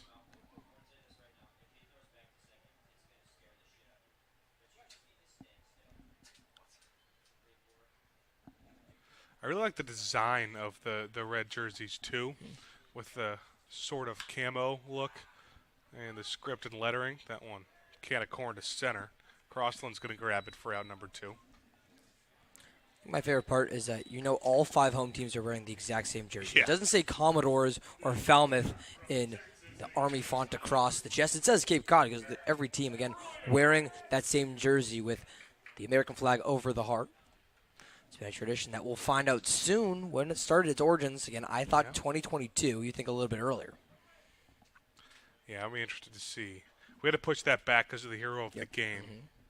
But we'll still get you those answers. Still have time to tweet at us with the hashtag #DoorsTrivia. Called strike on the outside part of the plate. Now to Ben Royo. Got the party started in the 3rd inning and ended up being the first run Falmouth would score on the 2-run shot from Quattrani. Swing and a miss, and he's down 0-2.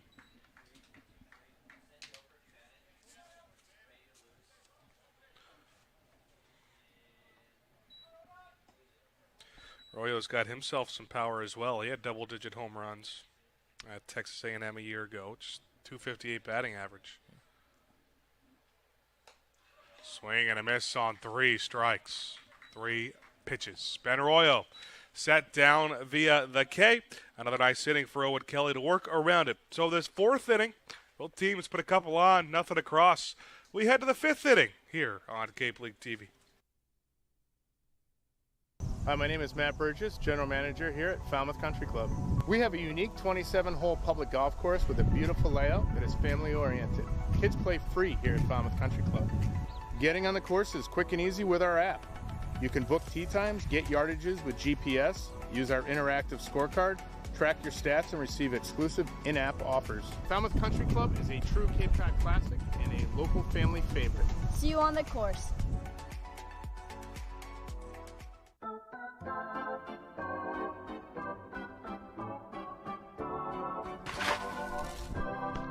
You'll always be safe at home with the Diana Lucevero Group at Compass Real Estate.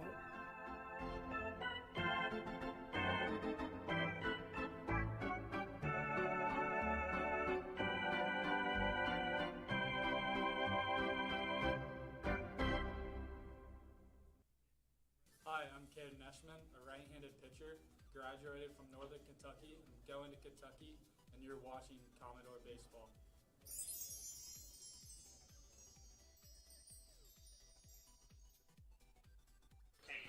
Sun's starting to go down here at Gov Fuller Field at a 2-2 tie. A lot of baseball left to be played. We're down 4 innings as it's time to give you our Doors Trivia answer for today's game. Of course, the question was, when was the first time the league introduced these Redshirt Fridays? The answer, 2022. So you got it right. The first day, I don't make the Doors Trivia answer. I was still able to get the correct answer. I did not make this one today against Dan Papillo with the great question. I appreciate Dan's work and everyone else in the control room to make this broadcast happen. It does work. It's the new man making the trivia answer and a new pitcher on the mound in the Southpaw with Easton Barrett. Yeah, the first time we'll see Easton Barrett this summer was a late addition. We touched on it about an inning ago. Had 17 appearances at Arizona State, played in the Big 12. 10 of those were starts, so he's built up as a bit of a starter. He had 39 2/3 innings. And he was very good for a freshman, a 4.31 ERA, especially with the caliber of teams he was facing. A couple of starts that came in Big 12 play as well. Got a start against BYU, start at Baylor, Houston, Oklahoma State. Just kind of moved into the starter role at the end of the year. So the day for Grayson Saunier is done. It's 9-1-2 in the lineup Barrett will face. And started off as Sabri Covarrubias squares around a bunny, bunted through it to go down 0-1. 2-2 tie. Orleans out hitting Falmouth now in the top of the 5th inning, 5-2. Orleans has the lone error today, thanks to their shortstop Jonathan Mendez. This one hit down the left field line and down for a base hit in front of John Smith. So the first batter Barrett faces, and in a Falmouth uniform, is a 9-hit single for Covarrubias. Third time we've seen a leadoff single for the Birds today. This one by Covarrubias, 100 miles an hour off the bat, and that's just a textbook swing by the second baseman and USC Trojan. And the righty swinger didn't have to do too much. Just puts it right in front of some outfield grass in front of the left fielder and John Smith. An old Pac-12 matchup that would have been between Covarrubias and Barrett. Now it's the top of the lineup. Good bunt put down by Williams again, picked up by Barrett and gets the out at first base. Williams bunted for a single his last time up. This time, just a sacrifice bunt, gets the runner over, and he does so effectively. Barrett now 2 batters in. You can officially close the line on the Texas Longhorn right-hander and Grayson Saunier. Very similar to his last appearance, Ben. This time goes 4 innings, allows 2 runs on 5 hits, struck out 6, and just had that 1 walk. Now it's Michael Crossland, called strike on the outside part of the plate. He's got both ribbies for the Firebirds today. And a 1-for-2 day with that 2 RBI single and a strikeout. And we'll take a look at his first lefty, way off the bag, but able to get back in time is Covarrubias. I don't know if that was a late tag at second from Newstrom. I don't think we saw Saunier throw over at all over those first 4 innings. And now in his first inning of work, Barrett throws over. Really well done to get Covarrubias off of second base. I think he just threw it to the wrong side of the bag, so Newstrom had to go over and apply the tag. And by that time, it was too late. So more life for Covarrubias. Nice ball a bit off the plate. Always got to be careful, especially if you're on first base with the lefty. It's just a different look.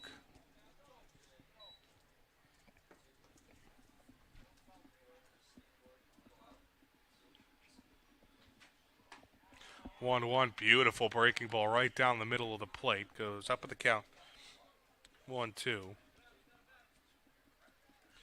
Crossland, obviously displayed a ton of power, leading the Big West in home runs, but he also had 6 stolen bases and a triple as well. So he's got a decent amount of speed. Nice ball low, even 2-2 count.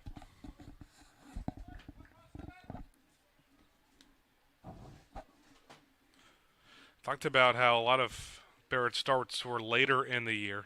3 of his last 4 appearances were starts. Hard, fair down the third base line, and that's going to get all the way to left field. An easy run will come in. Covarrubias scores from second, an RBI double to put the Firebirds on top. Michael Crossland's got all 3 ribbies for the Firebirds today. And it's a 1-run advantage for Orleans. Nice piece of hitting by Crossland. Very similar to Covarrubias in the 9th spot, a righty hitter. Just doesn't have to do too much. Covarrubias goes a little bit deeper, and then it's Crossland who toes the third base line. As you mentioned, again, takes the lead for the second time, does Michael Crossland with the Birds. He will replace him at second as well. So O'Shaughnessy comes up again with a runner in scoring position and just an out in the inning. Goes golfing at a breaking pitch low. O'Shaughnessy 0 for 2 today, still looking for his first base hit. Ground out to second and a strikeout looking.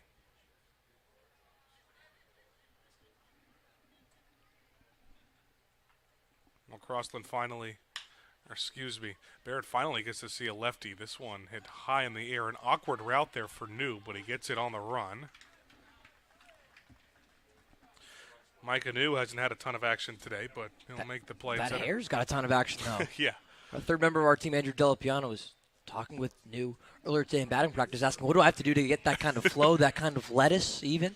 Andrew, I don't think that's happening. No. I told him Andrews was going to go straight up. Yeah. News goes down majestically, just as you saw as he loses the cap on that line out.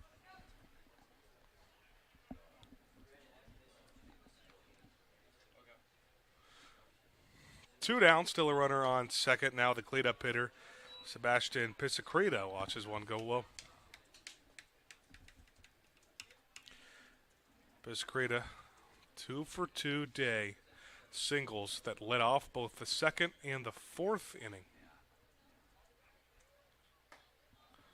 Called strike right down the middle. For Barrett, you get a look at that 75 to 78 mile an hour swoop and curve on that pitch. He's got 4 at his disposal, along with the curved ball. Also has a fastball, slider, and a changeup that has a little bit of fade. He can slow down to 83. 1-1. Big fastball came back with a heater. It's tipped into the mid. Quattrani. One came at 92 miles an hour. So, down 0-1-2 count. But the righties so far that Barrett have faced have had a lot of success against him in this inning. One roped towards the Orleans dugout, hit hard off the fence. And for the rising sophomore and Barrett, whenever he uses that changeup or curveball, again, as a left-hander, it's going to come inside to the righty batters. So righty batter sits breaking ball. That's what we saw both Covarrubias and Crossland do in this half inning. With the 2 hits for Pisacreta today, that matches his season total coming into this game. Slider low, and deuces are wild again. A 2-2 count with 2 outs. And a runner out second base. Orleans trying to add some insurance there and hitting Falmouth by 5. It's 7-2 in the hit column. Just a 1-run advantage, though, top 5. 2-2 hit foul in that exact same spot towards the Firebird dugout. We've seen 16 batters come up today for Falmouth. Those 2 hits came in succession. The Ben Royo single to lead off the 3rd inning, and then the 402-foot homer by Mark Quattrani, a batter later.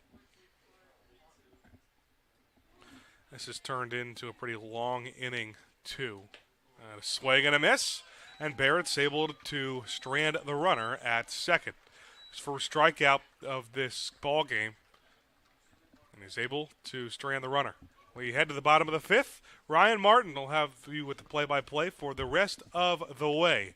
Falmouth Commodores trailing by 1, 3-2 Firebirds on Cape League TV. Hi, I'm Jim Murray, owner of Falmouth's historic Clam Shack, now Jim's Clam Shack. Located on scenic Falmouth Harbor, Jim's Clam Shack is a destination for the best seafood and sunsets on the Cape. We're open 7 days a week, so stop by for lunch or join us for dinner on the rooftop deck. Bring the entire family to try our wide selection of seafood and kid-friendly option. We deliver the freshest products to your plates daily. Jim's Clam Shack, a proud supporter of the Falmouth Commodores. Hi, I'm Michael Kasparian, President of the Falmouth Chamber of Commerce. The Chamber is here for the benefit of the whole community. Whether you're a local business or a visitor, Falmouth has endless offerings, from its beautiful beaches and historical sites to its local shopping and eateries. The Chamber bridges the 8 villages, providing visitors with all the tools to make their trip one to remember. Our visitor center is located in downtown Falmouth, just off of Main Street. Come by and meet our team. The Falmouth Chamber of Commerce, your community connection. Hi, I'm Coleman Mizell, outfielder from Alabama, and you're watching Commodores baseball on KTV.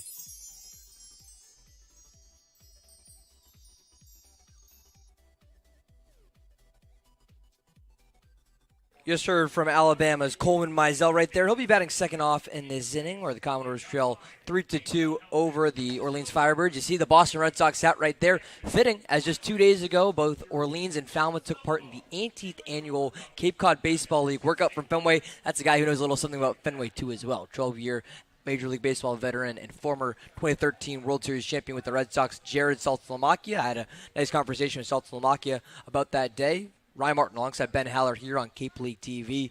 Ben, we were at that event on Wednesday. It was a fun event for both the 10 teams, interns, scouts in attendance. Cool way for, again, the Cape Cod Baseball League to be in the eyes of Major League Baseball. And just a fun event, too, and I think it gets you into the Cape League season a little bit, obviously happening so early in the year.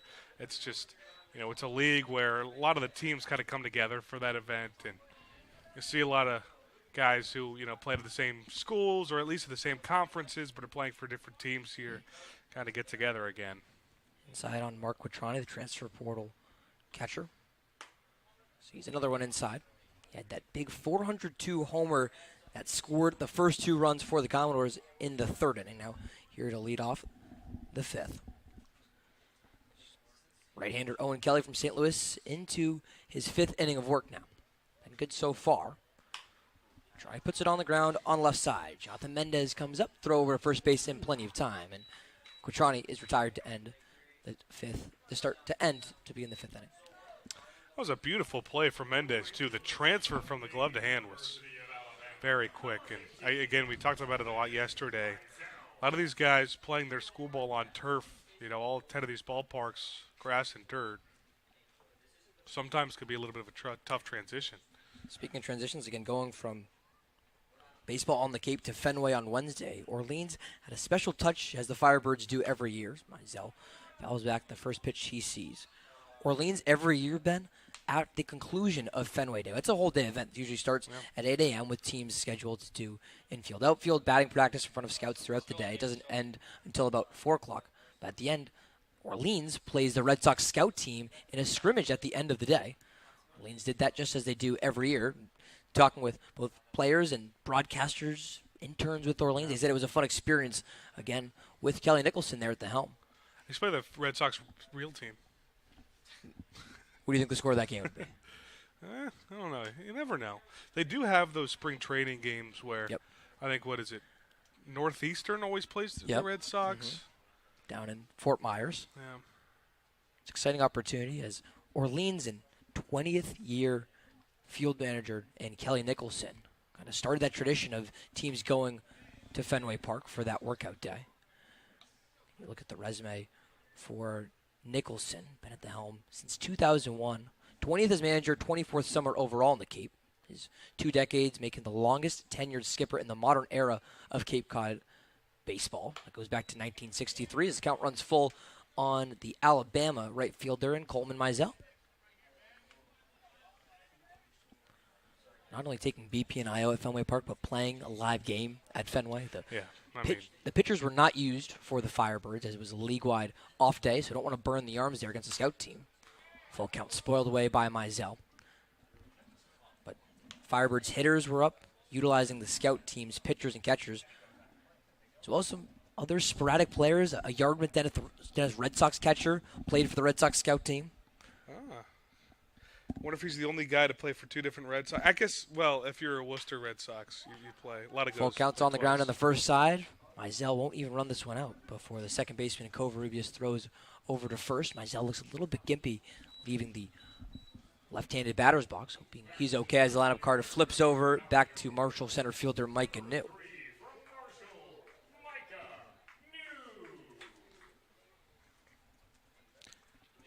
Yeah, Kelly's done such a nice job, too, just keeping the ball on the ground. It's been a lot of ground ball stuff. Falmouth hasn't struck out a ton. 2 strikeouts the first time through the lineup, and only 3 total now after he got Ben Royo down to end the 4th. New had that first strikeout to lead off the game for Falmouth, and watching a first pitch strike.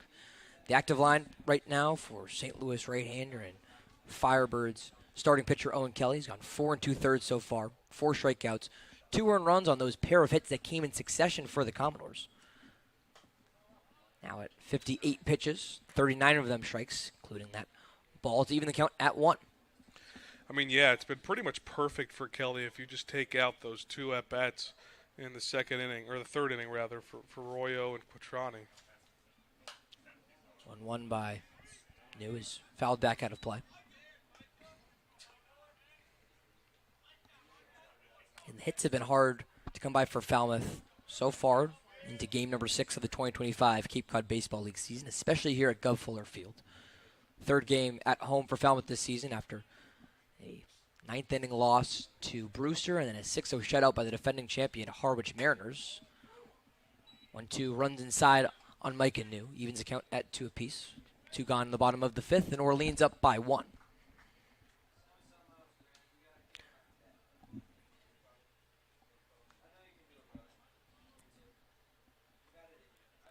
Kelly working. Here's pitch number 60. Fouled off his foot by New.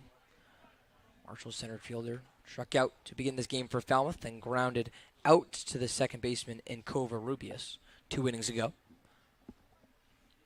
Yeah, it doesn't really need to be said. 4 2/3 of work in just 60 pitches.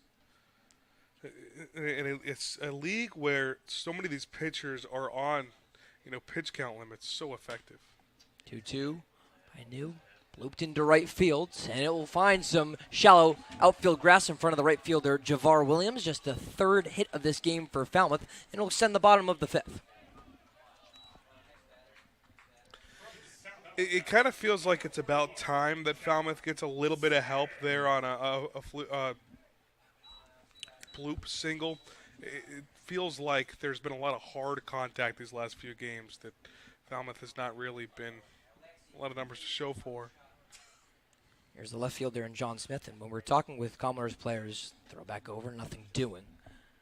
That was one of the biggest things about getting adjusted to the wooden bats, even for guys who have played in collegiate summer leagues with wooden bats before, is you don't get those cheat singles, those cheeky little ones that jam you up, and you're able to find some outfield grass. Still new, is able to do so and get it into right field. It really feels like you just need to barrel it with the wooden bat. That's the only way to hit it right on the sweet spot. Smith has yet to do that today, 0 for 2, and has done the same thing in his first 2 at-bats as Micah New did in his first 2 at-bats. A strikeout and then a ground out to second. 1 to Smith is in the dirt. So if that pattern continues, John Smith on with the single you see right there. The line for the newest UCF outfielder. Again, Apollo Peach, Florida native. Started his career at Pensacola State and leaves the state for South Alabama, but returns home to be a Golden Knight with fellow Commodore Matt Saucer, who we saw a few days ago. Guess what? In Orleans on Tuesday. It's a UCF program that's on the rise and always a tough battle, moving from a conference like the American to the Big 12, too. I mean, that's just a tough transition. Smith will send this one out to the lawn chairs and beach towels that litter the first base side on Redshirt Friday. Again, the first Redshirt Friday of the season. Year-long tradition of the Cape Cod Baseball League to honor current and past military service members and first responders. Every home team tonight and every Friday wearing the exact same red jerseys. 1-2 will plunk Smith on the forward left arm as Micah New took off. Home plate umpire Jeff Kinney comes out from behind the catcher and Pisacreta, but looks routine enough. Micah New advances to second. Smith will be the first hit by pitch batter today for either team. He'll take first base. Still 2 gone in the 5th. Yeah, good at bat from Smith. Anything to get his confidence going a little bit. We know the capabilities he has with the bat. Quick conversation now between Owen Kelly and his battery mate, Pittsburgh catcher Sebastian Pisacreta. 66 pitches so far for Kelly, 44 for strikes, and there is action past left field and under the Gov Fuller Field scoreboard for Orleans. It's right-hander Luke Pettit, Dallas Baptist arm. Could be next for Kelly Nicholson, and that change could happen right now as Nicholson points from beyond the Gov Fuller Field left field wall to the fading sun here in Falmouth, Massachusetts. New pitcher on the mound for Orleans, who's up 3-2 over Falmouth. We'll introduce who Luke Pettit is when we return here on Cape League TV. Hi, I'm Jim Murray, owner of Falmouth's historic Clam Shack, now Jim's Clam Shack. Located on scenic Falmouth Harbor, Jim's Clam Shack is a destination for the best seafood and sunsets on the Cape. We're open 7 days a week, so stop by for lunch or join us for dinner on the rooftop deck. Bring the entire family to try our wide selection of seafood and kid-friendly option. We deliver the freshest products to your plates daily. Jim's Clam Shack, proud supporter of the Falmouth Commodores. Are you looking for that perfect pregame meal? Supreme Pizza has you covered. Its extensive menu has everything from pies and calzones to salads and subs. And with its online ordering system, delicious food is just one click away. It's an honor to support the Cape Cod Baseball League. Supreme Pizza is open every day of the week. Order online or stop by their store located at 147 T-Ticket Highway and try a slice today. Hi, I'm Coleman Mizell, outfielder from Alabama, and you're watching Commodores baseball on KTV.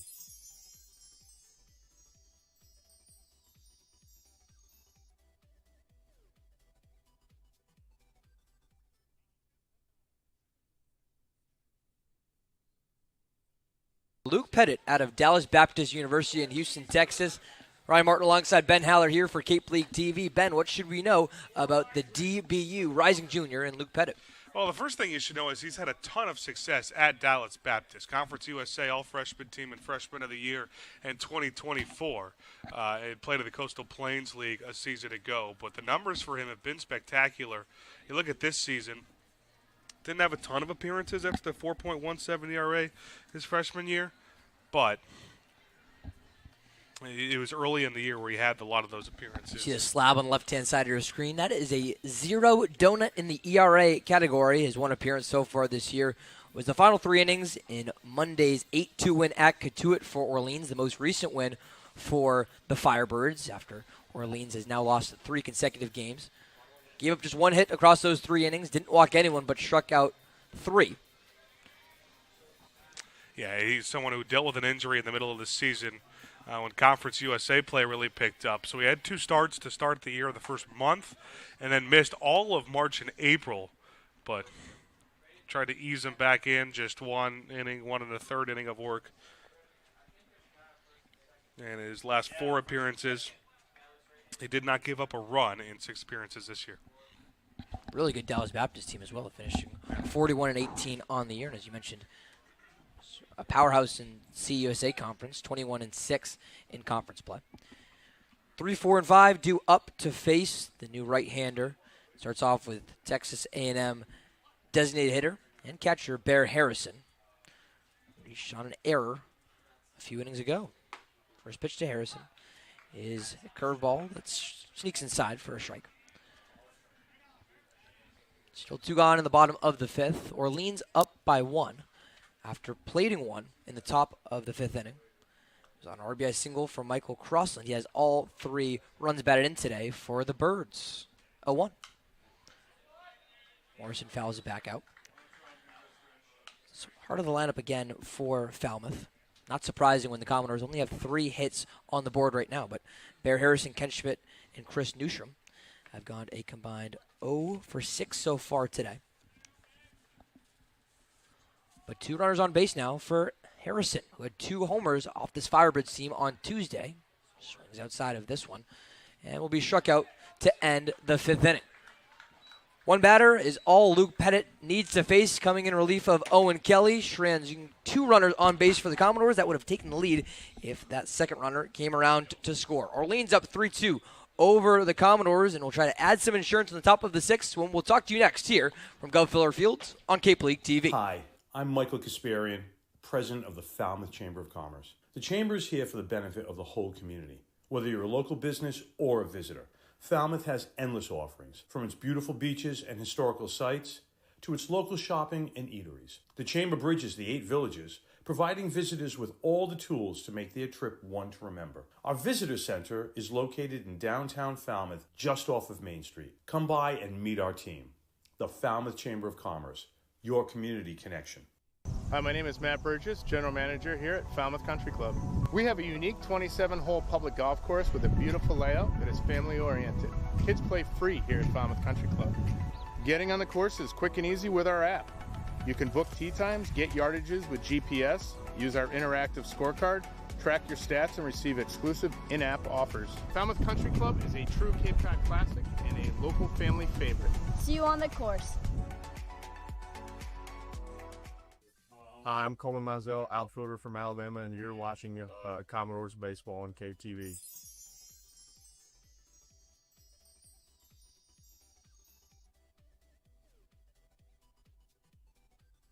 Thanks so much again for spending your Friday evening with us here from Gov Fuller Field, and appreciate you catching all the action on Cape League TV. It's where all the action in the Cape Cod Baseball League will be when you download the Cape Cod League TV app on your mobile device and favorite TV streaming platform. You can now watch the Doors on your Roku, Apple TV, Amazon Fire TV, and Android TV. Cape League TV provides live and on-demand coverage of all games and featured content from the nation's best summer collegiate baseball league. Get in the game now with Cape League TV. Easton Barrett on for his 2nd inning of work with the Commodores, who are down 3-2 over Orleans now. 5-6-7 getting this one started, including Elijah Iquez, who's now into the right-handed batter's box. Again, it's another right-hander facing the southpaw and Easton Barrett. Right-handers have given Barrett trouble so far through this appearance. Yeah, that was the single for Covarrubias and then the RBI double that Michael Crossland knocked him in on. Other than that, it was a pretty clean inning. And Barrett using all of those pitches at his disposal. We were talking about it earlier. You get a look at that curveball. Really has a nice sweep to it and will go anywhere from 75 to 78. Also adds a fastball, curveball, or fastball slider, and changeup.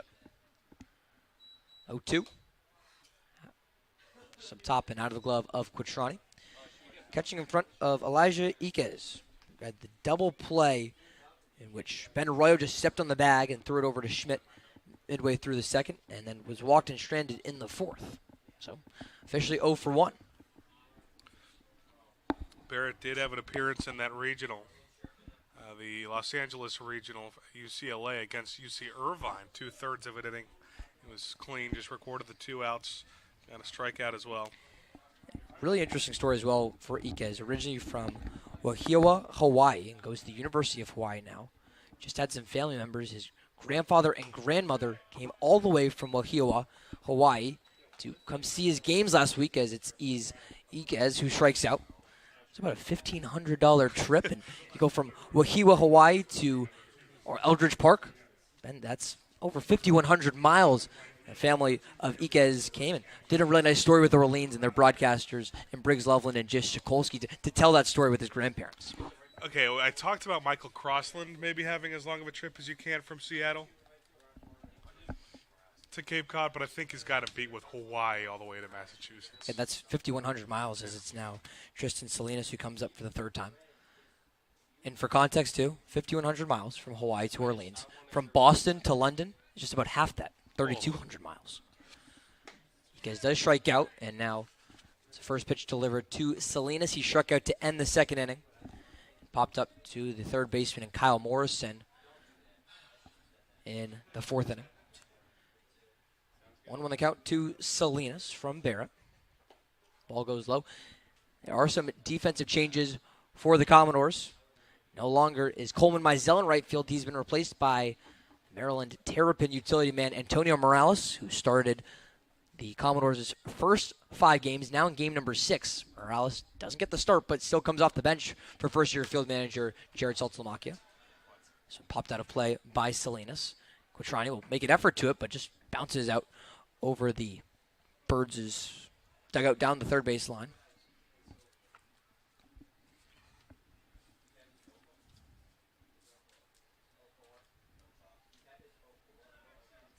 It's a great uniform matchup, too, obviously, with Falmouth wearing the home red shirt Fridays, but also I'm a huge fan of the Firebirds sleeveless jerseys. They've got the red sleeves under them, but the jerseys themselves don't have sleeves. Ball in the dirt on Quattrani. Count runs full against Salinas. It's almost like lacrosse these days, where they have the shooting sleeves and the shooting shirt under it and the jersey on top. The red sleeves, the Firebirds logo on the left sleeve, Cape Cod Baseball League logo on the right side. Maybe one worn by no one better than, again, 20th year manager Kelly Nicholson. He's always in full uniform with that number 19 on his back. Same number as the late Jeff Trundy with the Commodores.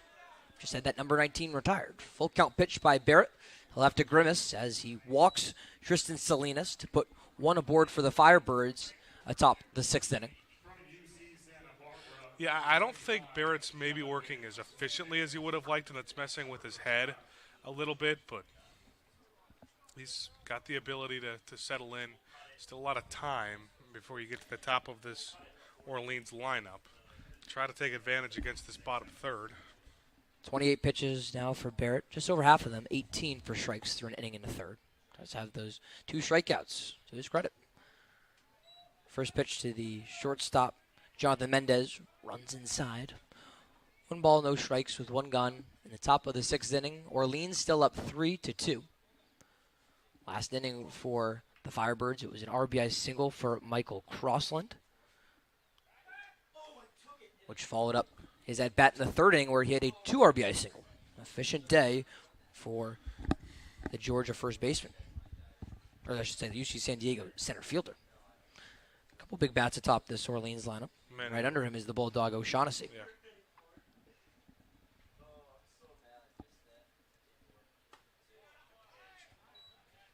I pitch low for Barrett. He's not only not getting the location he wants, but especially those balls are being thrown early in counts to make the rising sophomore play from behind. Yeah, and again, it's something that Falmouth pitching staff as a whole has done so well with so far this year, is getting ahead in counts.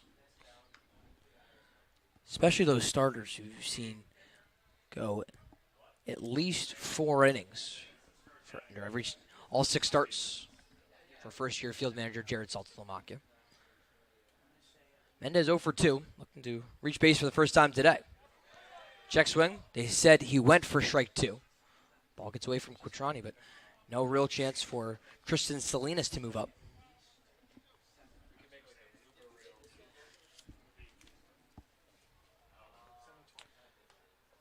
Salinas again, product of Division II's North Greenville. Does have a stolen base on his lone attempt so far this year. And with North Greenville, swiped 13 bags on 15 attempts. Yeah, that's what's so impressive about Salinas is it's like, I don't know what the best part of his game is. Obviously, he has a ton of power and can hit. He's often running, tries to throw down on the balls on the third base side of the bag, gets away from Newstrom all the way towards the center fielder New. So on one pitch, it is Salinas going from first to third. As you talk about it, Ben, Salinas, really a lot of tools in the toolbox, including that speed that puts him 90 feet away from making this a 2-run Firebirds lead. But there is a full count after that ball is thrown to Jonathan Mendez. Yeah, that's a huge extra 90 feet, too, on that throw from Quattrani with less than 2 outs. Infield will come in now. Everyone's toes in the grass except the shortstop, Ben Royo. He's a few steps back. Payoff pitch. Big swing and a miss against Mendez. Strikeout number 3 for Easton Barrett, and that couldn't have come at a better time either. No, I mean, it's tough, too. Your approach definitely changes. A runner on first with 1 out versus a runner on third with 1 out if you're the hitter Mendez in that situation. So it's tough to kind of totally change your approach in a full count, but still, Barrett had 1 pitch he needed to deliver, and he did that perfectly. Now an out away from getting out of it.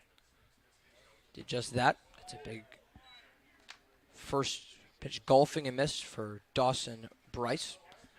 1 for 2 today so far. Single and stolen base in the third where he came around to score, and a strikeout to end the fourth.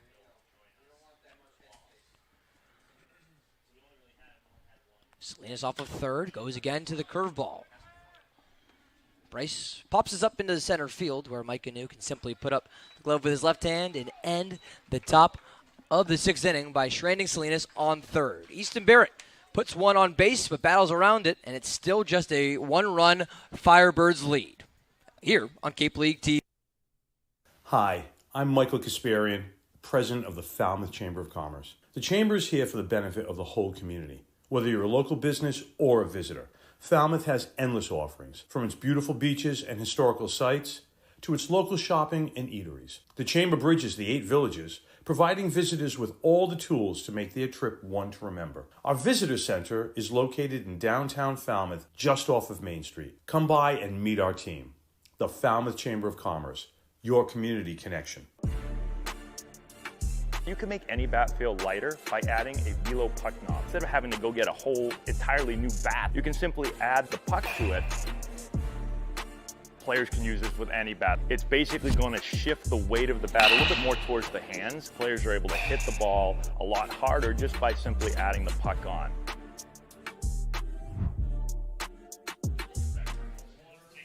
I'm Michael Gillen, right-handed pitcher from Clemson, and you're watching.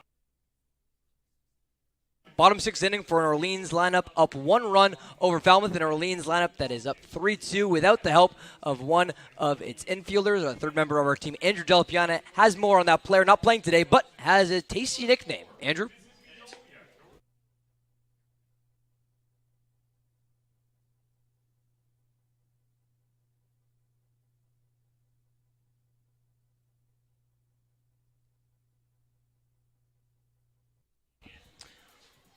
We'll have a little bit more from Andrew in just a moment. We apologize for that audio problem here from Gov Fuller Field. It is 3-2 in favor of Orleans with the middle third of the lineup due for the Commodores, who try to battle back from a 3-2 deficit. Ken Schmidt leads off before Chris Newstrom and Kyle Morrison are due up in the bottom of the 6th. The Commodores' bats have gone quiet the last 2 innings.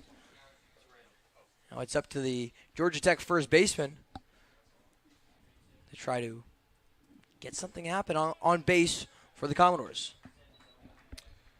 Yeah, this is an interesting spot, too. We talked about it yesterday when they went down to Brewster they haven't done a whole lot playing down. They've played a lot down, but they haven't played well while trailing in these games. It'd be nice to see if they have that ability, some comeback in them. But they got to put some hits together. Just 3 of them so far, now in the 6th. After the Commodores in both their wins this season, they took that first lead, never gave it up. That includes Tuesday against this Orleans team. Commodores were up 4-0 after the first 2 innings of play. Falmouth played a pair of runs in each of the first and second. And all they needed was that RBI single on opening day at Chatham, with Justin Osterhaus to win that one 1-0. Schmidt watches a second strike. Counts even to begin the bottom of the 6th for Falmouth. Line out to left field on a really hard hit ball to lead off the second for Schmidt, and then was walked and stranded at first in the 4th. Stays alive with the end of the bat tap foul ball. Still a good crowd on hand here for Red Shirt Friday at Gov Fuller Field. The first of, I believe, it's 9 or 10 Red Shirt Fridays as part of the 40-game Cape Cod Baseball League season.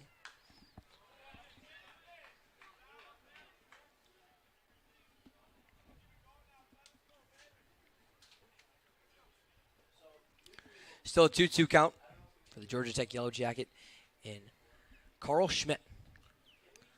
Left-hander was blasting balls out of Gov Fuller Field during batting practice today. This one will just be a chopper. Back over to the pitcher and Pettit. Underhand throw to the first baseman O'Shaughnessy to retire Schmidt. Pretty good reflexes on the mound. Again, some of those things that Schmidt is one of those guys especially that has made a lot of pretty good contact so far this year and just hasn't had a whole lot to show for it. He's now 1 for 10 in the first 10 at-bats of this summer. He's reached base a couple of times on a couple of walks. One of the nicest guys you'll meet in the Commodores dugout. Just hasn't been able to get the wooden bat to translate just yet. We were talking with him at Fenway Day as well. It's always interesting to hear the batters approach during that round of batting practice at historic Fenway Park. Because you know everyone's trying to just hit one over the monster to have lore that they can tell their kids, their grandkids about. But for a lefty like Schmidt, as there's a home run string there from Newstrom to even the count up at 1. You take the approach of just be able to say you just hit a homer at Fenway to the shortest part of the park at shallow right field, or what Schmidt was saying he did on a few swings, just waded back on it and tried to get one opposite field over the Green Monster. If there are any lefties like that who have the ability to go opposite way over the Green Monster, Ken Schmidt's one of them. He's got a ton of power. In his most recent game at Georgia Tech, as part of the Oxford Regional, at his first multi-homer game as a Yellow Jacket, that loss for Georgia Tech. Here's Chris Newstrom, who's got some power himself. Hasn't shown it yet here on the Cape and is 0 for 2 today. He sees a 2-2 count. Newstrom today flew out to the first baseman in O'Shaughnessy and then had a sharp popper to O'Shaughnessy at first base. He's loving that number 3 on the scorebook. And swings through that pitch. Strikeout for Pettit. And sits down Chris Newstrom. Yeah, it has been Newstrom's day, but nobody's really done a good job seeing Pettit yet. Obviously, just 3 outs into this. But it's been pretty quick. Couple of strikeouts and a ground out now for him. And you mentioned 2 strikeouts now for Pettit into his second inning of work. Ken Schmidt ground out to the pitcher. And then it was Pettit who struck out. It's been all work of, not Pettit. Pettit earned the strikeout on Newstrom. So it's been all work for the Dallas Baptist right-hander, relieving Owen Kelly, who we saw pitch the first 4 innings in this one.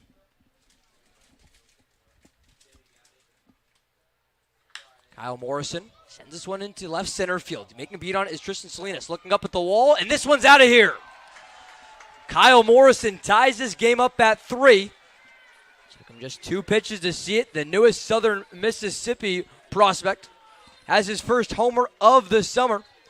Comes in the 6th inning, 390 feet to left center field, almost identical launch angle and drop as Mark Quattrani, who he just gives a fist bump to and a helmet tap to tie this game at 3.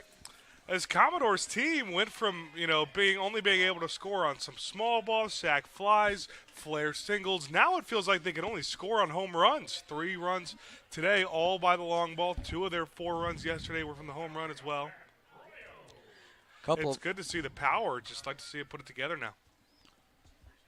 Couple of lucky kids in left center field pass the Gov Fuller Field fence. Going to track down that Kyle Morrison homer. Second homer of the day for Falmouth. And 7th of the season. First one for Morrison. And Ben, exactly. Offense by the home run today for Falmouth, and so far this season, including in that 14-5 win on Tuesday at this Orleans Firebirds team where the Commodores hit 4 home runs. And it's Pettit, too, a pitcher that doesn't really give up a whole lot of home runs. You go back to, his most recent season, obviously didn't give up a run in very small sample size. But even that freshman year where he won Conference USA, freshman of the season, he only gave up a total of 4 home runs. That was the only hit that he surrendered now through 2 innings of work. Gets another strikeout on Ben Royo. But the damage done by Kyle Morrison, his solo homer here in the 6th, ties it up at 3. Orleans tries to take its 2nd lead of the game when we return from Gov Fuller Field. 7th inning up next on Cape League TV.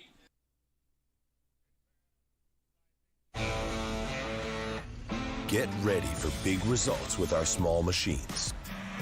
With more power, performance, comfort, and savings, they are ready for every job. And we're ready with plenty of inventory, the best support in the business, same-day parts availability, and locations across the Northeast. So you can always be ready to work. Milton Cat, always ready. Introducing Open Cape, the local nonprofit internet service provider in this region. Open Cape's fast and reliable network is 100% fiber optic, providing affordable internet connectivity. To learn more, visit opencape.org and always speak with a live Open Cape representative. Open Cape, providing choice and competition for your home or business and the official internet provider of your Falmouth Commodores. We are Open Cape.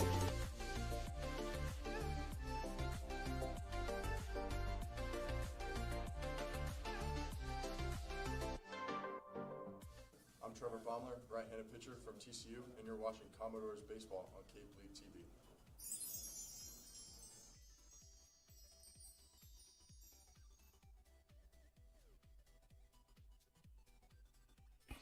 You hear there from TCU's Trevor Balmer, another Big 12 arm on the mound there. And Easton Barrett is working, and Homer is loving it for Homer's dance party. This game tied at 3 entering the 7th inning. That's how we got here. It's been a back-and-forth game, and this score now, Ben Haller, tied for the 2nd time here today. Yeah, I liked Falmouth's ability to bounce back. It's just something we haven't seen a whole lot. They were down 2-0 to start this game before that 2-run game-tying shot from Quattrani, and now a solo game-tying shot. Just being able to respond to blows from Orleans. It's the first week of the year. A lot of baseball left to be played. It's just some of these small things you need to build up and just show the ability to fight back. 9-1-2 due up against the rising sophomore in Arizona State Spartan Easton Barrett. You get a look on your screen right there of Avery Covarrubias. 1 for 2 today, including a single in his most recent plate appearance in the 5th. Second pitch, Covarrubias sees, skied to right center field. The center fielder new, puts up the left glove on the move, will even run into the quarterdeck restaurant sign there in right center. Still making the catch. We've seen the hat fly off a few times today for Micah New. He earns a deserved applause here at Gov Fuller Field for the loud first out in the 7th inning. Yeah, that ball kept carrying. I'm actually surprised how deep that ball ended up going. I mean, Avery Covarrubias is a 9-hitter who's got a lot of power, 361 feet out to right center, but Mike Anu not scared of anything. Yeah, maybe 5 more feet. This is a 4-3 Orleans lead. Lineup card flips over to Javar Williams. 3 plate appearances today for the Wake Forest right fielder Javar Williams. 2 bunts, including his 2 most recent appearances. Bunted for a single in the 3rd and had a sacrifice bunt in the 5th. Swings at the curveball over to the first baseman, Schmidt. Schmidt, an overhand throw to Barrett. Has to reach over to go grab it, but beats out the run by Javar Williams. Two good plays by the Commodores defense is how there's two gone now for the Birds in the 7th inning. Yeah, that was a close play. It looked initially like Barrett might have overran first base and took an awkward angle. I mean, obviously, Javar Williams has a ton of speed, but still a pretty nice job. Ended up getting the job done.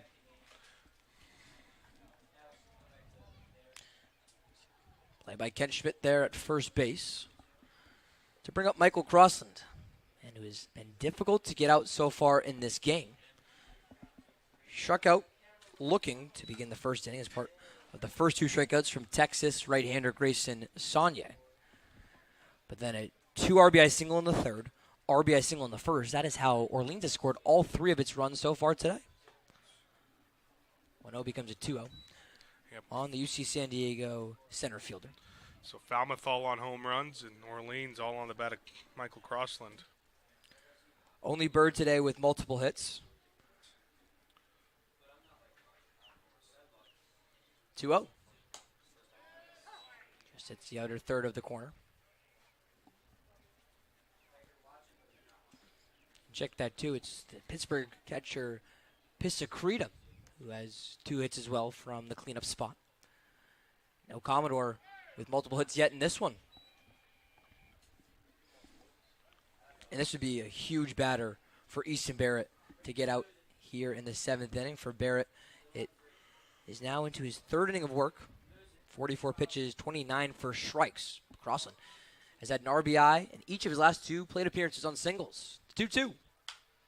Just off the end of the bat for Crossland into right field, which should be a reaching play for the newest Terp and Antonio Morales. 3 up, 3 down for the Birds atop the 7th inning. And it's stretch time here from Gov Fuller Field. We invite you to do so as well. 3-all as we send over to our public address announcer, William Rosen, for the mid-7th break. Fans, to sing America the Beautiful, written by Catherine Lee Bates, the American author and poet, born and raised right here in Falmouth, Massachusetts. Please welcome back to the field, Thomas Goo. Oh, beautiful for spacious skies above the fields of grain, for amber waves of majesty above the fruited plain. America, America, God shed his grace on thee, and crown thy good with brotherhood from sea to shining sea. Thank you, Thomas. That was fantastic. 2 beauties. Hi, my name is Matt Burgess, General Manager here at Falmouth Country Club. We have a unique 27-hole public golf course with a beautiful layout that is family-oriented. Kids play free here at Falmouth Country Club. Getting on the course is quick and easy with our app. You can book tee times, get yardages with GPS, use our interactive scorecard, track your stats, and receive exclusive in-app offers. Falmouth Country Club is a true Cape Cod classic and a local family favorite. See you on the course.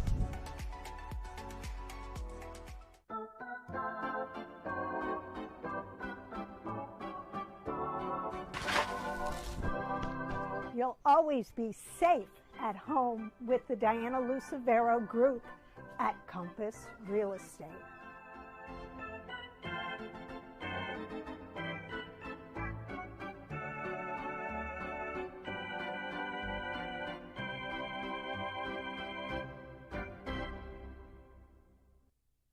Hi, I'm Caden Eshman, a right-handed pitcher, graduated from Northern Kentucky and going to Kentucky, and you're watching Commodore Baseball.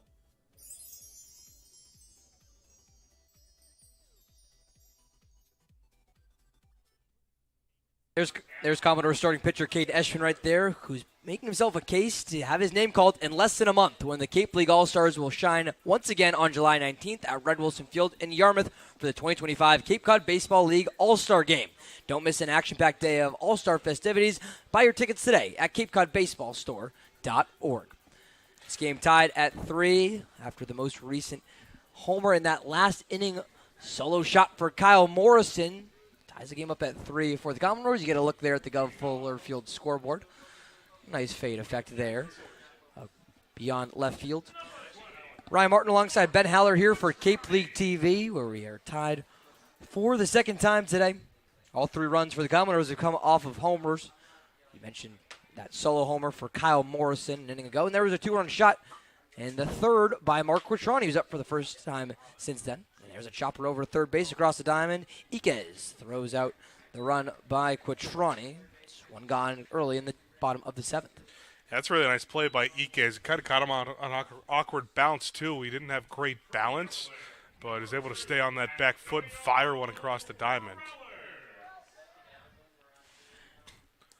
So after Antonio Morales replaces Coleman Mizell a few innings ago in right field, here's the first at-bat from the consistent leadoff man and Antonio Morales, coming off the bench for the first time all season today, but now he's the second leadoff man in the 9-hole before we flip the lineup card back over to Micah New. Yeah, he's maybe been the best hitter in the Falmouth lineup, at least contact-wise, definitely. It's a piece right by the second base bag. On the third base side, off the glove of the shortstop, Jonathan Mendez. Can't glide a glove to it. And with Morales' speed, I'm not even sure if that one would have been a ground out for Morales. We'll wait official scoring on that one. But as it stands anyways, it's Morales off of first base with one gone in the bottom of the 7th. And they will call that an error on Jonathan Mendez. Second error made today by the Birds.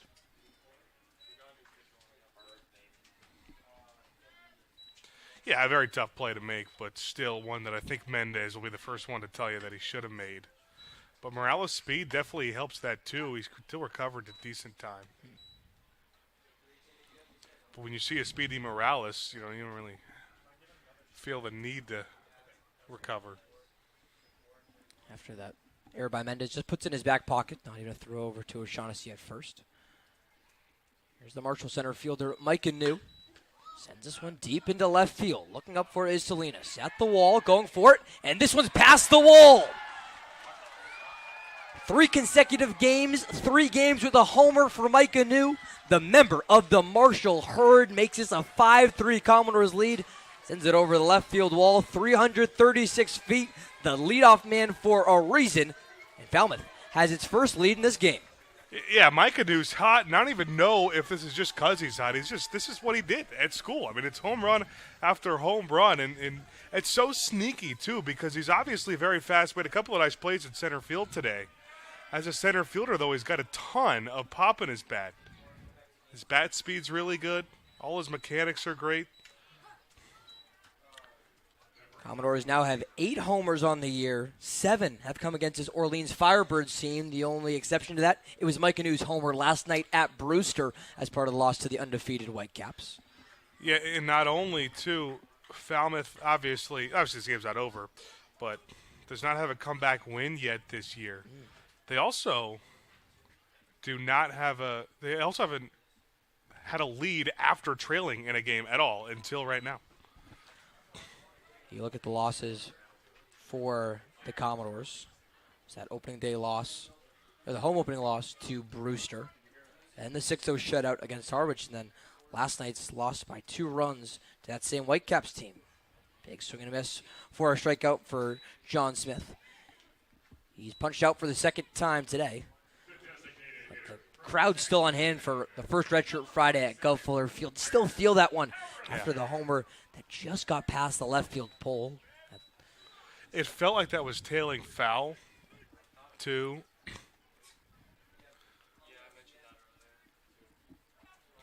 But just stays in there. Sun now fully down at Gov Fuller Field. This game just passing 2 hours of game time. A beautiful Friday night in Falmouth, Massachusetts. What's setting up for a nice weekend on Cape Cod and here in Falmouth. Yeah. Barry Harrison, designated hitter, fouls this one past the Orleans dugout down the third base line. Meanwhile, for the Commodores and past their dugout, how about the URI Ram, Joe Sabbath, warming up the right-hander who could be next for the Commodores after the southpaw and Easton Barrett's already pitched 3 innings. Could be the day for the rising sophomore Barrett in his first appearance on Cape Cod this summer. It'd be only fitting with how many A-10 guys that this Orleans team has, and also how much we've talked about the Atlantic 10 on this broadcast as well, to see Joe Sabbath make an appearance. 1-2 to Harrison, goes fishing. A simple tag there by Pisacreta to end the 7th inning, but not before a 2-run shot courtesy of Micah New. He's your new Commodores home run leader, and he puts his as a 5-3 score. Entering the 8th inning, Commodores up by 2, the first lead of the day for Falmouth here on Cape League TV.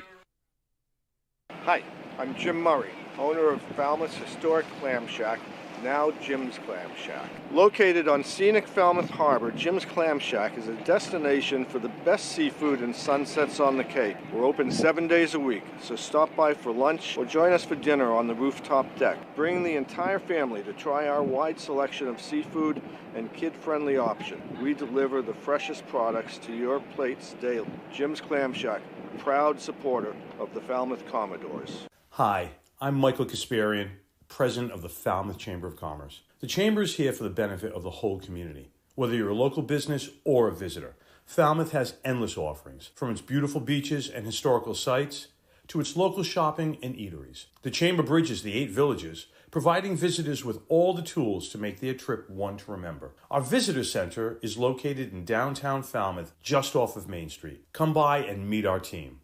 The Falmouth Chamber of Commerce, your community connection.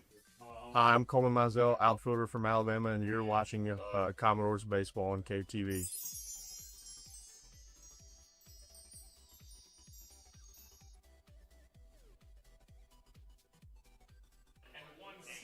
First inning, we start with the Commodores in the lead. Falmouth up 5-3 here at Gov Fuller Field versus the Orleans Firebirds in game number 6 of the 2025 Commodores season.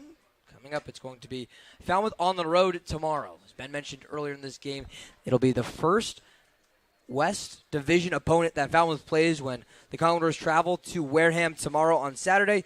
End off the weekend by hosting the YD Red Sox on Sunday before the league-wide off day on Monday. Good opportunity, Ben Haller, for this Commodores team, who sits at 2-3, just as Orleans does, to pick up a few wins before that off day. Obviously, and I can't stress this enough, I mean, 5 or 6 games is an incredibly small sample size as compared to a 40-game season. But the looks the first week is that the East Division off to a lot better start as a whole than the West Division, as we saw, was totally flipped a season ago. Yeah. It was much tougher to make the playoffs in the West than it was in the East. You saw what teams with the same record as Falmouth that were in the East made the playoffs last year. This year, though, starting to look like, there's some struggles with Katuitt getting going a little bit. Wareham did pick up their second win yesterday, but they're still 2-3 as well. 3 teams on the Cape early into the 2025 season with a winning record. Of course, the 5-0 Brewster Whitecaps, who we saw it yesterday. 4-2 Harwich Mariners. They're both in the East Division. And the Hyannis Harbor Hawks, the only West Division team with a record at or above 500. Hyannis sitting at 3-1. Entering tonight's games, we'll get you scores around the league in just a bit. But for now, here's Michael O'Shaughnessy swinging to the dirt. A nice pitch from Easton Barrett, still into the game for the Commodores. He'll pick up the strikeout right there. His 4th strikeout of the game on his 59th pitch in his outing. Barrett, again, in his first appearance on the Cape Bend, working into the 4th inning. Barrett's he's settled down nicely, and I'm interested to see how his mindset or how his ability to pitch changes as this inning goes on a little bit, or as this outing goes on. And now that he has the lead, it really – 2 different things can happen when you're a pitcher and that happens. Sometimes you just feel more pressure, and that's when it gets more competitive. Sometimes you get more relaxed, too. You don't have to keep your team in the game. Working to the 4th inning, and here's a guy who has not been able to get out yet in Sebastian Pisacreta, the Pittsburgh Panthers catcher.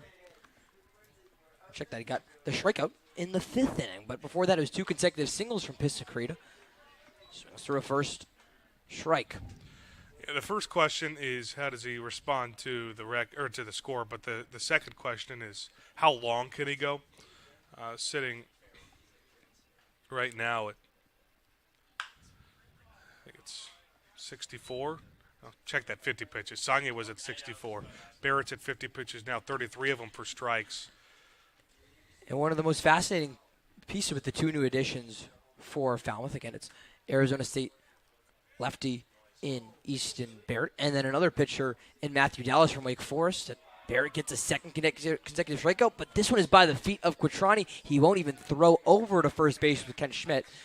It is a drop third strike that is ran out by Sebastian Pisacreta. They get now 4 strikeouts for Easton Barrett, but Pisacreta, the catcher, is off at first base in the 8th. Yeah, it's always tough, too. Quattrani, especially one that didn't get too far away from Quattrani, he just couldn't find it. You feel so much pressure sometimes as you're looking for it so frantically, too, that you get rushed. Didn't have a chance. First successful drop third strike on the day for either team. And then a first pitch strike to Elijah Iquez, the Hawaii third baseman. 0 for 2 so far today. Did walk and was stranded in the 4th. So as I was saying, with Barrett and Dallas, 2 starters at their respective schools.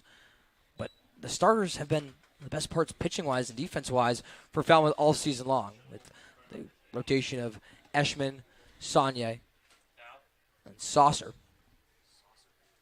TJ Coates did a very TJ good job, Coates too. as He'll well, get the the ball 4th guy tomorrow there. At Wareham. 2 guys who usually are starters and could potentially come out of the bullpen for field manager Jared Saltzlamaki and first-year pitching coach Todd Carroll. Yeah. Usually you see that the other way because, again, the innings restriction is so limited. As you see Sabbath, who is the closer for Rhode Island in the A-10 this season. There's so many few starting pitchers who actually make their way down to the Cape. And when their college coaches give them the innings of flexibility, it's another strikeout for Barrett. So 3rd strikeout of this inning. Do we have the rare 4 strikeout inning for Easton Barrett? This is possible. Yeah. He should have struck out the side if Quattrani didn't lose that ball. Still's got a chance to. Showing that endurance into appearances, again, into his 4th inning of work, as his 3rd consecutive strikeout. Brings up a pinch hitter for Orleans. It's Alejandro Garza, who, the 3rd member of our team, Andrew Delapiano, was just talking about a little bit earlier.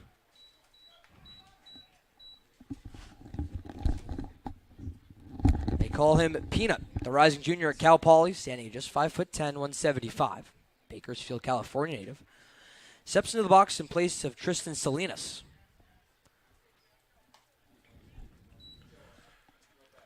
It's a pretty good nickname. I'm trying to think, out of all the food nicknames I've heard, Peanut is one of the more rare ones and uncommon ones. I'm sure there's a pretty good story behind that one, too. Got to be one of the best nicknames for a shorter guy. Peanut? Yeah. Good connotation to it, as Alejandro Garza's nickname does. 1-2. Swing and a miss on the curveball. Check that. He just fouled it off. And the scoreboard will get corrected here as well. 2 balls and 2 strikes. Commodores up by 2 on Orleans, thanks to the 2-run homer and an inning ago by the leadoff man, Micah New. First lead for the Commodores tonight. 2-2 is jammed at, drop back to Barrett. Awkward play, but he'll throw over to Schmidt in plenty of time. Barrett through 4 innings could be, and more likely than not, the ending of the day for Arizona State's Easton Barrett. Keeps his score 5-3. Commodores bats coming up in the bottom of the 8th when we return on Cape League TV. Hi, I'm Jim Murray, owner of Falmouth's historic clam shack, now Jim's Clam Shack. Located on scenic Falmouth Harbor, Jim's Clam Shack is a destination for the best seafood and sunsets on the Cape. We're open 7 days a week, so stop by for lunch or join us for dinner on the rooftop deck. Bring the entire family to try our wide selection of seafood and kid-friendly options. We deliver the freshest products to your plates daily. Jim's Clam Shack, proud supporter of the Falmouth Commodores. Are you looking for that perfect pregame meal? Supreme Pizza has you covered. Its extensive menu has everything from pies and calzones to salads and subs. And with its online ordering system, delicious food is just 1 click away. It's an honor to support the Cape Cod Baseball League. Supreme Pizza is open every day of the week. Order online or stop by their store located at 147 T-Ticket Highway and try a slice today. Hi, I'm Coleman Mizell, outfielder from Alabama, and you're watching Commodores baseball on Cape TV.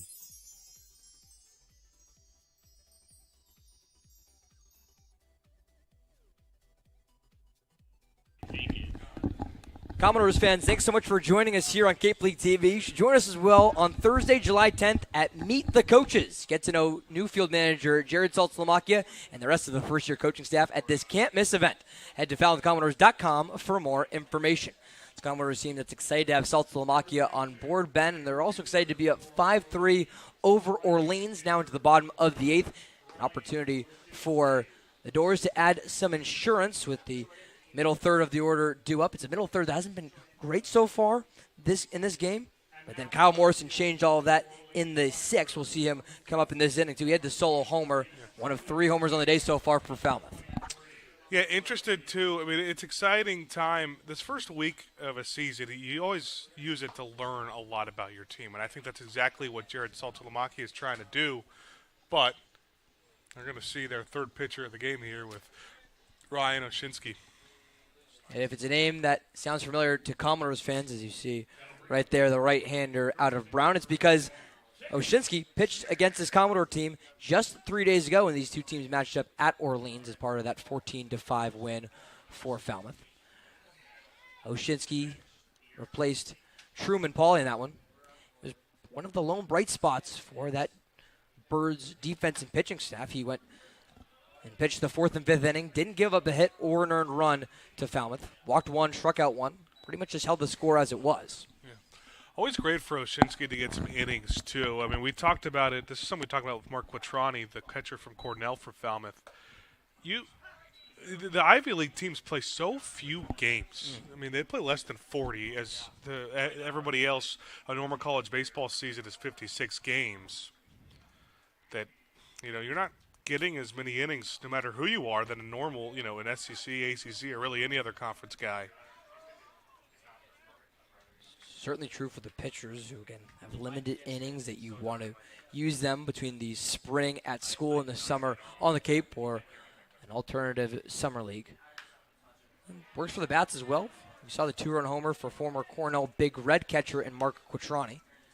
Quattrani now in the transfer portal, one of 2 Commodores in the portal and has not actively committed to a school for the spring of 2026. Here's Kent Schmidt. Check swing on the 1-2 pitch, make it a 2-2 pitch as third base umpire Pablo Budamonte says Georgia Tech first baseman doesn't go around. And, too, interesting point about all the guys in the portal, guys on both sides. You could see the Oregon O across the chest for head coach Mark Wasikowski. Line out for Schmidt pretty much directly into the glove of the second baseman, Avery Covarrubias. Wasikowski, longtime legendary coach at Oregon. And this is something new developing. There were always MLB scouts here and for Cape League games, but now with the portal open, you're going to get a lot of college coaches as well. We've talked about that a few times so far this year of how that transfer portal is changing not only collegiate baseball but collegiate athletics overall. The Cape Cod Baseball League, again, the nation's premier summer collegiate baseball league. Of course, Major League Baseball scouts in attendance, but there's also these college coaches who are starting to trickle on by and see if there's a guy actively in the portal who is worth bringing on for spring of 2026. It's got to change the mindset as well for the position players who know that they're in the portal and pitchers. You were telling me you saw Tennessee head coach Tony Vitello here at the Gov a lot last season. Wasikowski runs one of the best programs in Oregon, a program making that transition from the Pac-12 to the Big Ten. And for Vitello there at Tennessee, he has a decent middle infielder named Gavin Keelan. Yeah. Heard you might hear his name called in the June draft in a couple weeks. Keelan, a 2024 Falmouth Commodore who transferred from Louisville to Tennessee last summer. It's a successful trip, Yeah. A lot of good Commodores on that team from a year ago. We were talking a few days ago about Gage Wood, the righty for Arkansas, who starred in 6 starts here with the Falmouth Commodores. Then he just, goes out and throws the 3rd no-hitter in the Men's College World Series history in the first 35 years. I think that's a good thing. Man, you look at this Louisville team, though, and one of value to Falmouth fans, Zion Rose part of it. they had such a great season, lost in the College World Series semifinals, and had two this year, 2025 All-Americans who transferred out before the 25 season. Corbett Dickerson at Indiana and Gavin Keelan, like you were talking about. I mean, could you imagine if they kept those two guys, what kind of powerhouse season Louisville could have had? Newstrom pops it straight up foul. Full count now to the rising sophomore, second baseman tonight from, as we were just talking about, the University of Tennessee. Shared that middle infield sometimes with Gavin Keelan there in Knoxville. Was mostly utilized as a utility man and a designated hitter under Tony Vitello. The payoff pitch is again spoiled by the second baseman, Newstrom. Yeah, this is turning into a really good at-bat from Newstrom, and this is kind of what we've been waiting for from him. Still just the one base hit through his first 10 at-bats here on the Cape. But he's got an RBI, and he's got a ton of power. Again, we mentioned the new righty on the mound for the Firebirds, and Ryan Oshinsky. The Brown Bear got Kent Schmidt to line out on the first pitch. And now a well-done at-bat from Chris Newstrom. He's up to 14 pitches is Oshinsky after it's Newstrom who battles back and earns a one-out walk here in the eighth, and will now come have a quick conversation at the mound. Yeah, this is a dangerous spot, too, for Orleans. You want to have a chance at the top of the ninth here. Which is why I'm starting to wonder if they might make a move. Doesn't look like it yet. It's not Kelly Nicholson who goes out and talks with Oshinsky. Again, Nicholson in his 20th year, the most for any Cape League manager. He'll make those decisions, but instead it's Jim Lawler, the pitching coach for the Firebirds, just coming out to have a word with his right-hander in Oshinsky. He'll stay on the mound for Lawler. This is his fourth summer on the Cape and fourth working with the Firebirds. I like it. Looks like this whole Firebirds coaching staff, all of them are wearing this, sporting the full jersey, full uni. It's a classic look. If just matching everyone on the Firebirds team. It's all formulaic for Kelly Nicholson. A pretty formulaic swing in the sixth inning when Kyle Morrison hit a solo homer to tie this game at 3. He now steps back into the left-handed box. Fouls this one behind home plate down the third baseline. That was the most recent plate appearance for Morrison, 390 feet to left field. Before that, he grounded out to the shortstop and Mendez to end the second inning, and then flew out to the center fielder, Michael Crossland. Chris Newstrom off of first base, though, for the newest Southern Mississippi third baseman. And Morrison, Commodores up 5-3, looking to add some insurance for Morrison, who celebrated his 21st birthday just yesterday. Happy belated to Kyle Morrison. Said it was a fun night with the team. Wish that they picked up the win in Brewster so it would be a little bit of a sweeter 21st. This one's on the ground at the first base line.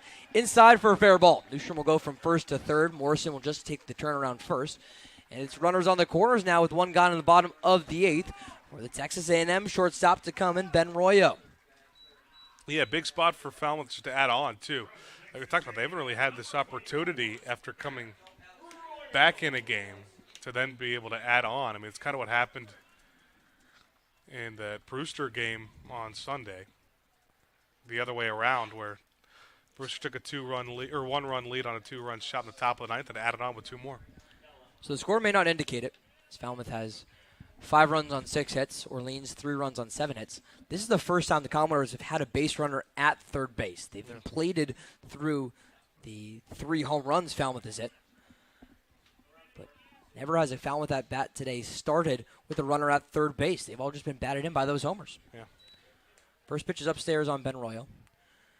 Texas A&M shortstop was the beneficiary of one of those homers. He singled in the third, the first hit that the Commodores got, and then scored on the next at-bat with a 2-run home run by Mark Quattroni. Now has Chris Newstrom at third base, fellow SEC middle infielder. As Kyle Morrison takes off for second, he'll have to head back to first, though, as Royo fouls it back over the Commodores dugout down the first base line.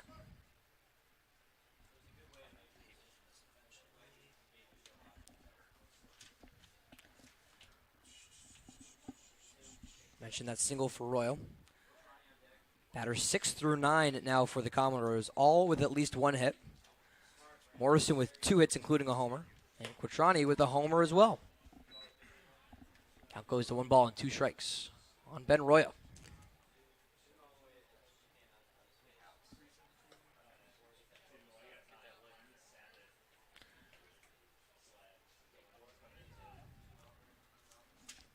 One-two to Royo. Fouled back and spoiled against the rising junior from Brown and Ryan Oshinsky. Most pressure on the base paths that a Firebirds pitcher has faced so far today. Quick throw over to Morrison, nothing doing. Well, I would think we've seen a lot less action on the base paths in general from both sides in terms of stolen bases. It's something Andrew and I talked about on yesterday's broadcast. This early in the year, pitchers are trying to get in the flow of things. Runners really take advantage of that. And you have some of the fastest runners on the Cape. Foul tipped into the catcher's mitt for Royo. Will go down as a strikeout for the A&M shortstop. First 2 retired in the bottom of the 8th. I like that. It looks like Falmouth tried to put on a delayed double steal, or potentially tried that. So a smart decision by Piscaretta behind the dish to just hold it. Does move Morrison up to scoring position at second. With the catcher, Mark Quattrani, back into the right-handed batter's box. Righty on righty here with Ryan Oshinsky. Broken bat, looped into left field. Will be a tough play on it for the shortstop and Mendez, and he'll fall in for a base hit. Newstrom scores easily. Morrison does too. It's a 2 RBI single for Mark Quattrani. Just what the doctor ordered as Falmouth doubles its lead. It's now 7-3 in the bottom of the 8th. Yeah, this is a nice job for Falmouth just adding on. I mean, you never know what's going to happen. You come to the top of the 9th, but in this league where pitching rules, it is just so hard to come back from a 4-run deficit, and it really hurts your spirit to see 2 runs get added in like this on the bottom of the 8th. So a 2 RBI single for Mark Quattrani after he had a 2-run homer in his first plate appearance of the day. Give Quattrani 4 RBI in this game alone. Antonio Morales watches the first pitch upstairs. So between Falmouth catcher Mark Quattrani and Orleans center fielder Michael Crossland, those 2 names, Ben, they've accounted for 7 of the 10 runs here today between those 2 teams. Crossland 3 RBI on the day, all 3 that the Firebirds have. You mentioned in our pregame show, opening the door, again live at 5:40 p.m. on the start of every home game. You were talking about hitting being contagious for Falmouth. It looks like it's been the case so far in this lineup as Commodores have now matched Orleans with 7 hits. It goes back a little bit to what we were talking about with the new aspect of a lot of these guys being in the portal, too. You almost feel like in some ways Mark Quattrani has more to prove than a lot of these guys who are already at schools on their rosters. Second ball to Morales. It's got to be in the back of the mind, even for a guy like Antonio Morales. Just made the transfer from Wake Forest to the University of Maryland. Even though Matt Swope taking him in, still hasn't really seen him in front of his own eyes, so a performing like this in the summer could off to a good start to get him some playing time. And the inverse of all this portal movement, too, is you have no idea what a starting 9 is going to look like for any baseball team, whether it's an SEC team, Big Ten team, a non-Power 5 team. So these guys are trying to prove, even at their committed schools, that they should get some serious consideration for lots of playing time come the spring. Because if you can perform with wooden bats in this league with this high of pitching, regardless of what level, Division I, Division II, Division III that you play at, you go to the Cape, you're going to turn some eyes when you go back to your school. Yeah, speaking of Maryland, too, Chris Akopian, your guy. Liner right over to the shortstop in Jonathan Mendez. Chris Akopian, the newest Texas A&M Aggie. We can talk about him atop the 9th inning. It's the potentially final due-up for the Orleans Firebirds. Visitors need 4 to keep this game going. 7-3 Falmouth as we enter the top of the 9th on Cape League TV. Hi, I'm Michael Kasparian, president of the Falmouth Chamber of Commerce. The Chamber is here for the benefit of the whole community. Whether you're a local business or a visitor, Falmouth has endless offerings, from its beautiful beaches and historical sites to its local shopping and eateries. The Chamber bridges the 8 villages providing visitors with all the tools to make their trip one to remember. Our visitor center is located in downtown Falmouth, just off of Main Street. Come by and meet our team. The Falmouth Chamber of Commerce, your community connection. Hi, my name is Matt Burgess, General Manager here at Falmouth Country Club. We have a unique 27-hole public golf course with a beautiful layout that is family-oriented. Kids play free here at Falmouth Country Club. Getting on the course is quick and easy with our app. You can book tee times, get yardages with GPS, use our interactive scorecard, track your stats, and receive exclusive in-app offers. Falmouth Country Club is a true Cape Cod classic and a local family favorite. See you on the course. Hi, I'm Coleman Mizell, outfielder from Alabama, and you're watching Commodores baseball on Cape TV.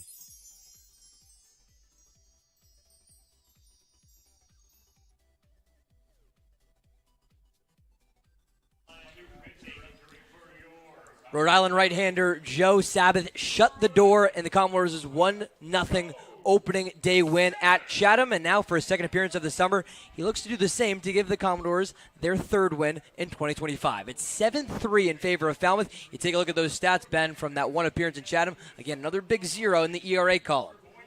Yeah, he was great. I don't know how many people expected to see him, get in that closer role, but it's something that he did a lot at Rhode Island, and it almost takes a different mentality to be kind of that closer, someone to use a lot as a reliever, and that's what I think Sabbath has. He's not scared of anybody. He'll face the top of the lineup. He'll face whatever part of the lineup he needs to get the game sealed.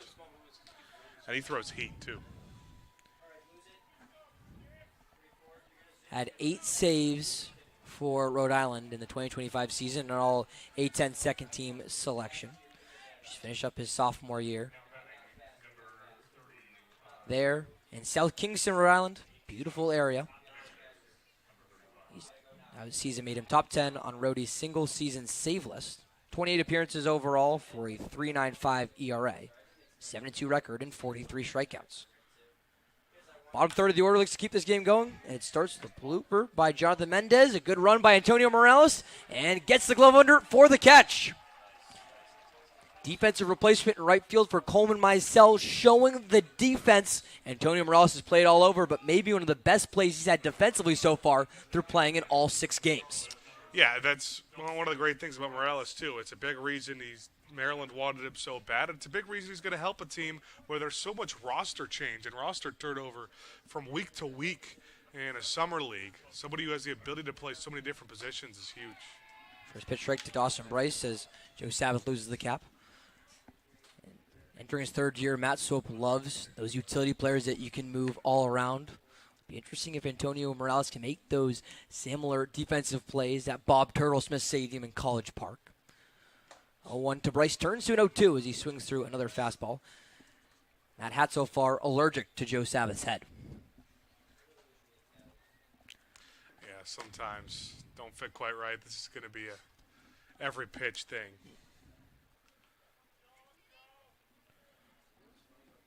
Orleans, 2 more outs to play with. Maybe one more strike on the curveball. A called strike 3 against Dawson Bryce. Well done on the curveball by Joe Sabbath. Orleans 1 out away from seeing this one go down. A Falmouth win. Quick look around. Beautiful pitch, yeah. Yeah, well done on the spin move. The spin from Sabbath as Avery Covarrubias, the last chance for Orleans. Quick look around the league. Wareham, who Falmouth will travel to tomorrow, up 7-5 at Hyannis in the bottom of the 7th. First pitch, big swing and a miss from Covarrubias. How about that Brewster Whitecaps team? We mentioned they're 5-0. Yep. Looks like they could be 6-0, up 13-0 over Bourne at Doran Park in the bottom of the 6th. They are a wagon. Harwich moves to 4-2 after a 5-0 win at Katuitt. And YD moves to 3-2 as well. They beat the Anglers by a 9-2 final score. A lot of lopsided scores around the Cape tonight. Wareham Hyannis is the closest one, and the one of 3 still in play. Commodores will have to watch that one before they make that first of 2 trips to Spillane Field tomorrow. 1 ball, 1 strike to the second baseman, Avery Covarrubias. Pops it up on the right side. Chris Newsham takes a few steps into the outfield, puts the glove up, and ends this one for a Commodores win. For the first time in the 2025 season, the Falmouth Commodores victorious at Gov Fuller Field.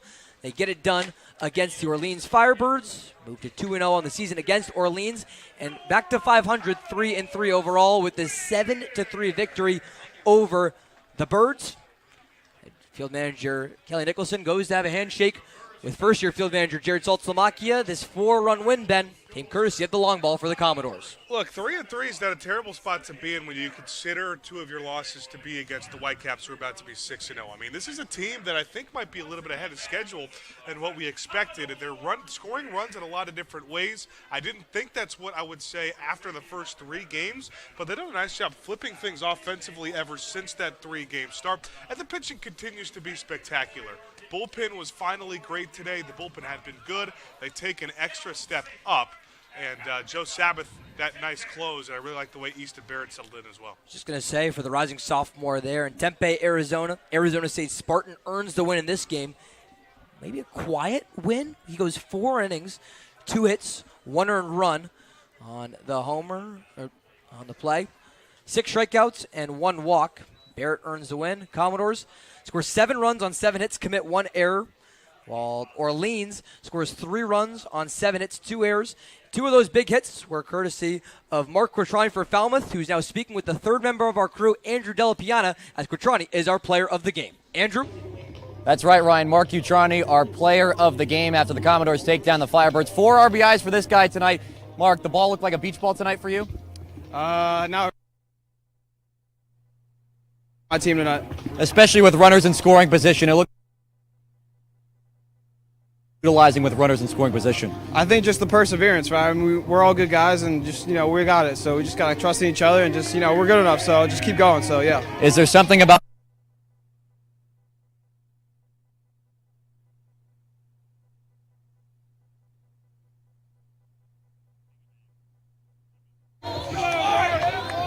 Thanks so much, Andrew. Sorry to hear you cut out there at the end, but this was a Falmouth offense led by Mark Quattrani right there that did not cut out very much at all. A 7-3 win for the Commodores. Again, Falmouth moves to 3-3 on the season before traveling to Wareham tomorrow. A Wareham team that looks positioned to win a win at Hyannis. Here in the booth cam, we welcome you back to Gov Fuller Field. Ryan Martin alongside Ben Haller for this one as we close the door on the Commodores' 3rd win of the season and 1st win at home.